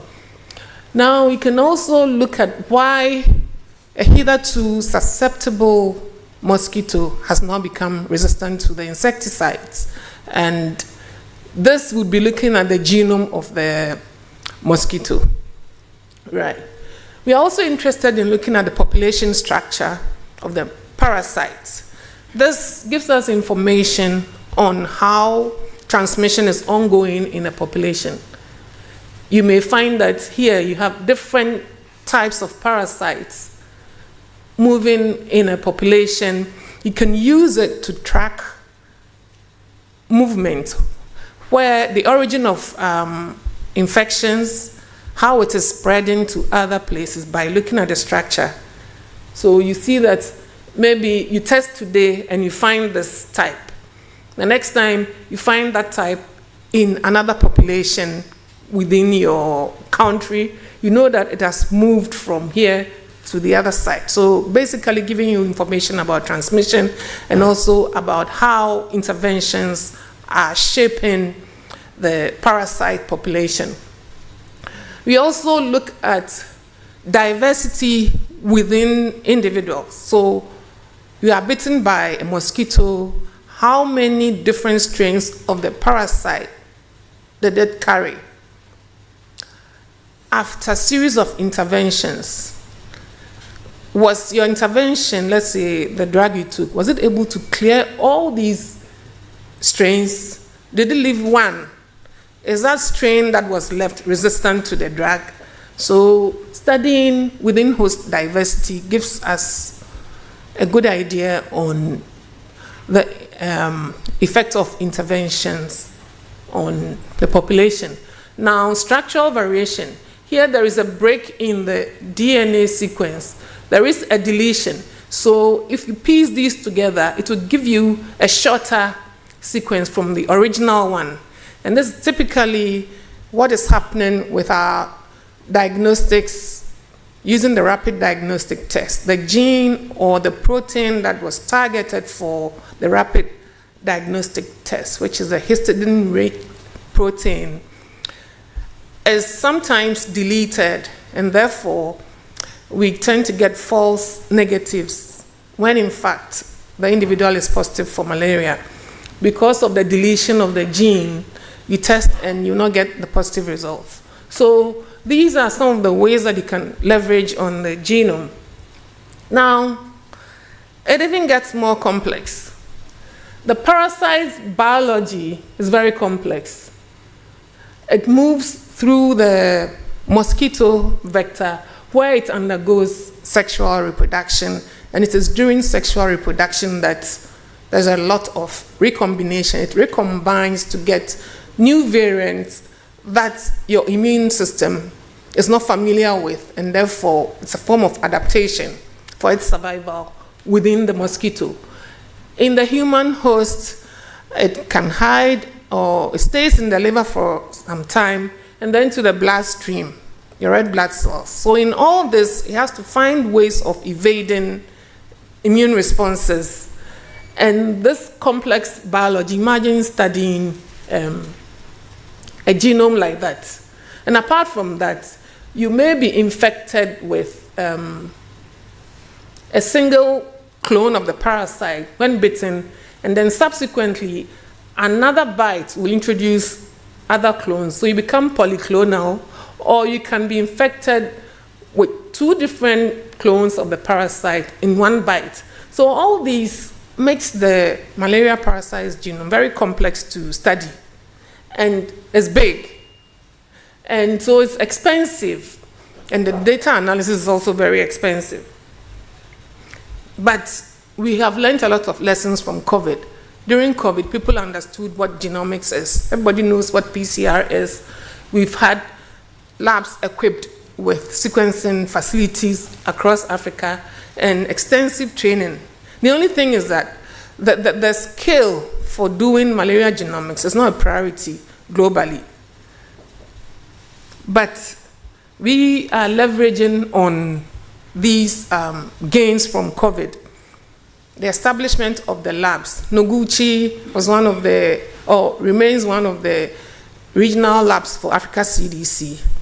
And so the story is not all that gloomy. We've been doing some genomics, drug resistance monitoring, diagnostic resistance monitoring, insecticide resistance monitoring, and some vaccine efficacy studies. And these are studies that we have done in collaboration with the National Malaria Elimination Program.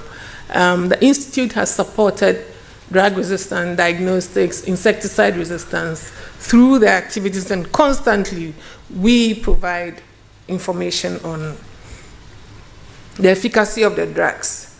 It started from Professor Kuram's therapeutic efficacy study.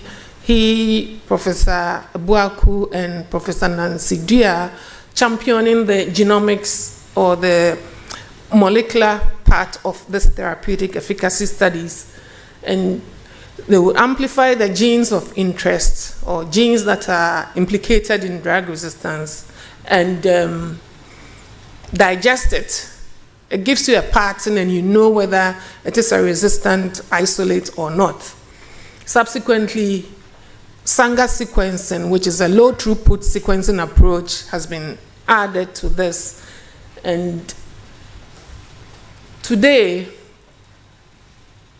we undertake next generation sequencing to support some of the activities that Prof. Buaku and Prof. Nyansi Kwashi are undertaking, all in the bid to look at drug resistance across the sentinel sites of the malaria elimination program. Now, so we know all the genes involved in resistance to various drugs, from chloroquine, amiodarquine, pyrimethamine, sulfadoxine, and all that. But of particular interest is the CALCH13 gene and its mutations that have been implicated in artemisinin resistance. So as I said, resistance started in Southeast Asia, and now it has emerged in the Horn of Africa, now East Africa, and is spreading across East Africa. In Ghana, we have also detected the validated CALCH13 gene mutations. So singly across different parts of the country in these sentinel sites of the malaria control program that we are working at. So this is work from Prof. Nancy's group and my own group.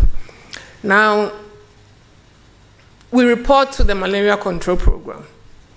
The next thing, but I want to say that artemisinin is still very efficacious. Prof. Buaku will tell you it's 99% efficacious. These have not got any clinical implications, but it's important to monitor these as they have started to rear their faces.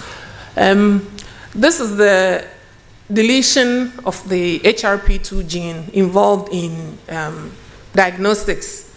So if the gene is deleted, now you test and you get a false negative. And the HRP2 may also stay in circulation even after clearing, so you may get a false positive.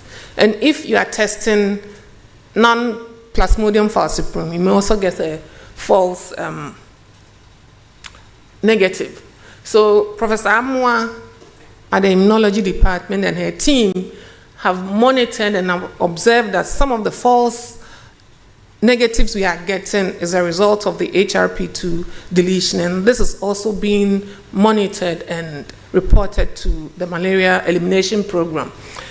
WHO has a cutoff of greater than 5%, after which we will change the drug. Now, our chair, Prof. Dazi, and his team are involved in the insecticide resistant testing. They also monitor genetic changes in the mosquito to see whether they are resisting the insecticides in use. So if you see red, it means there is resistance. So pyrethroids and organochlorine have become resistant. So now they recommend the carbamate and organophosphate, the ones that are showing green and brown. So they monitor and advise the program. Now, we are also interested in the efficacy of the vaccine. The strain, the 3D7 strain that was used to formulate the vaccine, in this study found that in a place like Cape Coast, the circulating parasite formed about 80% of the 3D7 strain. Meanwhile, Navrongo had only about 7% of the circulating parasites, identical to the vaccine epitope. And this has huge implications for the efficacy of the vaccine. In another study that we conducted, we found 96 to 98% identity with the vaccine strain. However, the remaining 2%, we found that the variations that occur are within the C-terminal region where the vaccine epitope is designed from. And this makes it monitoring of the diversity of the gene very important, whether you think there are identical strains or not, so that when immune escape variants occur, we will pick it before we lose the vaccine. We are also interested in developing tools. We have come up with a pooling method that will pool samples from sites. You collect about 100 samples into one site, from one site into one tube, and then you sequence it and look for these drug-resistant markers. And we found a very high concordance of about 95% with sequencing individually. And this approach is a very good one for screening. We see a future where we have gotten to malaria elimination and every parasite counts. And therefore, and we can't go around when we have very few parasites to, try and pick them. So this pooling approach will become very important when we get to the elimination stage. We also look at the impact of interventions on the complexity of infection. As I showed you, you may have 3 clones, but after this study looked at spraying with insecticides, we started from 3 clones in individuals, and after a few rounds of IRS spraying, we saw that the population became very clonal, less than 2 clones. So you see how genomics can be used as proxy for transmission intensity after an intervention. We are also interested in looking at the population structure of parasites. These are parasites collected from 3 ecological zones in Ghana: forest, coastal, and savanna. You can see how the coastal forests cluster together, and these kind of studies become important again as you get to elimination. You can actually track the movement of parasites, where parasites came from and how they are spreading, whether there is a hotspot of parasites of importance that we must target. So we are in readiness for the next generation of sequencing. Yes, this work cannot be done just within Ghana. The parasite knows no borders. So networks like the Pathogen Diversity Network across Africa is looking at the diversity of parasites across various African countries. So you see the West African isolates clustering here. This is Central Africa, and Ethiopia standing on its own. So parasite describing the history of populations, what has happened, what kind of migrations have occurred. And this network has also looked at signatures of natural selection occurring in the genome of the malaria parasites across Africa. And this becomes a blueprint to study what is going on. Where do we have selection ongoing? What process is it? Is it as a result of a drug pressure? Is it the result of an event that has occurred in a population? So people are now using information from this study to look for diagnostic markers, to look for drug targets, because some signatures have given us indication of what may be happening in the genome. And yes, we've chalked some successes, but there's been challenging. All this is results from research studies. We need to standardize our processes. We need to harmonize our processes. Sometimes we do this work with collaborators, and funders may be interested in the data. So the data sharing becomes a problem. And we have consortium like Pangens, which is trying to standardize operations from sample collection through data analysis. So we are part of Pangens, and we are establishing the standards for these African countries. And interestingly, these countries do not form part of the pDNA network. So these will fill in the gaps for African countries that have not got genomics data. Yeah. In the future, we want to see a dashboard, a very intuitive dashboard that will speak to the control programs, and all they will be interested in is seeing a red spot here, and they ask, what's going on in this area? Is it drug resistance that is rearing its face here? What do we do? Is it a problem now? Should we just continue monitoring? Should we change our drugs? So an intuitive dashboard is what we want to see, which we have started. We need more training, more data toolkits, biologist-friendly analytical pipelines, training, long-term, short-term training in bioinformatics, genomics. We need in-depth ethics, effective communication. Sometimes we talk to the policy makers, and it looks like the language we are speaking is not understood by them.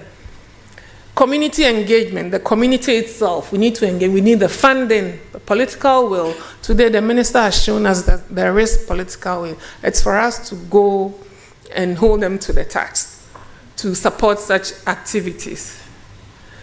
So in conclusion, I want to say that the malaria parasite is a formidable force because it's complex. This life cycle, the genetic diversity, the capacity to adapt have slowed our progress towards using genomics, but it's the same complexity that we need to tap into. We now have the expertise, the tools, the vision to transform genomic insights into actionable policy. And this is a requirement by WHO. So by embracing these complexities and not avoiding, we can anticipate resistance, we can safeguard our diagnostics, and ultimately, we can accelerate malaria elimination. So we have the science, we have the evidence, we have the urgency. Now we need to act. As we move from genome to policy, let's be bold enough to transform how Africa fights malaria, using precision data, regional collaboration, and African leadership at the forefront. And Africa CDC is leading this fight by developing a roadmap for genomic surveillance of malaria, which we can all take a look at. I'd like to acknowledge it's a whole community, our collaborators, past, present, even future, people involved in this effort. Yes, thank you very much.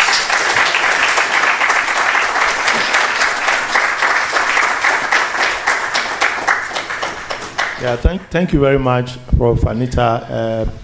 So please, I had to make a disclaimer. I had to be a bit generous to my head of departments before I lose my job. So I had to give her some extra time so that she can finish her presentation with the agreement of my co-chair. So thank you, Prof. Anita. Now it's time for questions. We have, I think, about 10 minutes for questions. We'll take 5 questions, pressing questions. So any question we are split into 2 presenters. So if you have any question, please address to any of the presenters. Yes, gentlemen. Who has the mic, please? Who has the mic? Okay, thank you. My first question, I have only one question, but it's directed to Dr. Paul Sachenyantechi. And please, a big part of your presentation was the total automation of laboratories and how it's emerging. And also, you mentioned some developments for clinical laboratory practice. I'd like to ask, what's your view or how you see the clinical laboratory science practice or medical laboratory science practice in being integrated with this emerging technology of total automation systems? And what role you think laboratory scientists will still play if eventually the total automation becomes mainstream and most labs are automated? Thank you.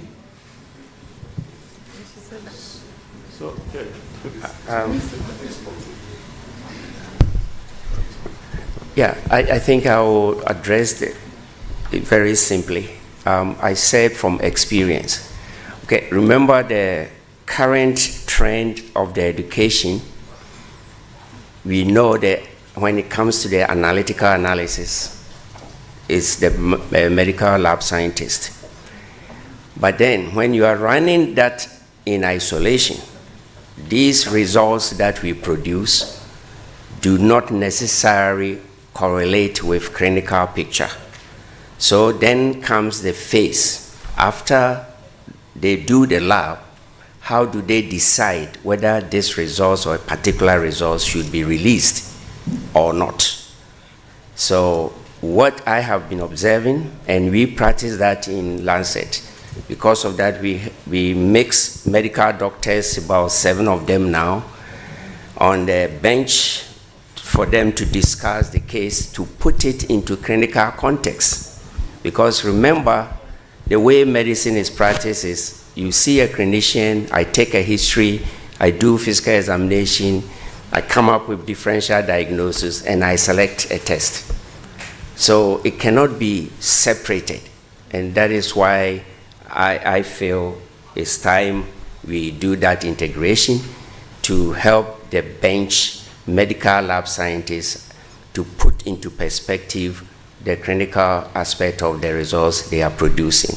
Because at the end of the day, whether your quality systems controls, everything, calibrators, your EQAs are working, there's a random error in laboratory. And you know the statistics, it's 1 in 20. So releasing lab results is hectic if you are not putting them together. Now, I always know when you talk about automation, people think it's about to lose their jobs. No. It's in line. I'm glad you asked these questions in 2 in 1 like that. If you look at what I'm suggesting, it gives, this automation is now giving my lab scientists more time to read, to look at the data, clinical history of these results. If they are always busy and tied on the bench, as soon as the analyzer finishes results, you are ready to go. And it doesn't work that way most of the time. You're going to release wrong results from time to time, false positives. And if you are not very lucky like Lancet, which our own success probably sometimes becomes a curse. The doctor will just, oh, this is from Lancet, and then boom, they treat. Everybody forgets that there's 1 in 20 random error, no matter what you do in the lab. And at that point, whether it's automation, total automation, you need the experts, the expertise of looking at the lab results and interpreting it into the clinical picture. Thank you. Okay, I'm Charles Ochre. So my question that I was going to ask, you partly answered it, because when you mentioned automation, my concern was the economic cost of that, people going to lose their job, but at least partly that is gone. Then let me turn to another cost aspect, because it also needs huge investment. How can other labs also follow your step in investing in this complete automation and the consequence that it will have on their operations? Thank you. I'm really sorry about that. Yes, it's very, very expensive.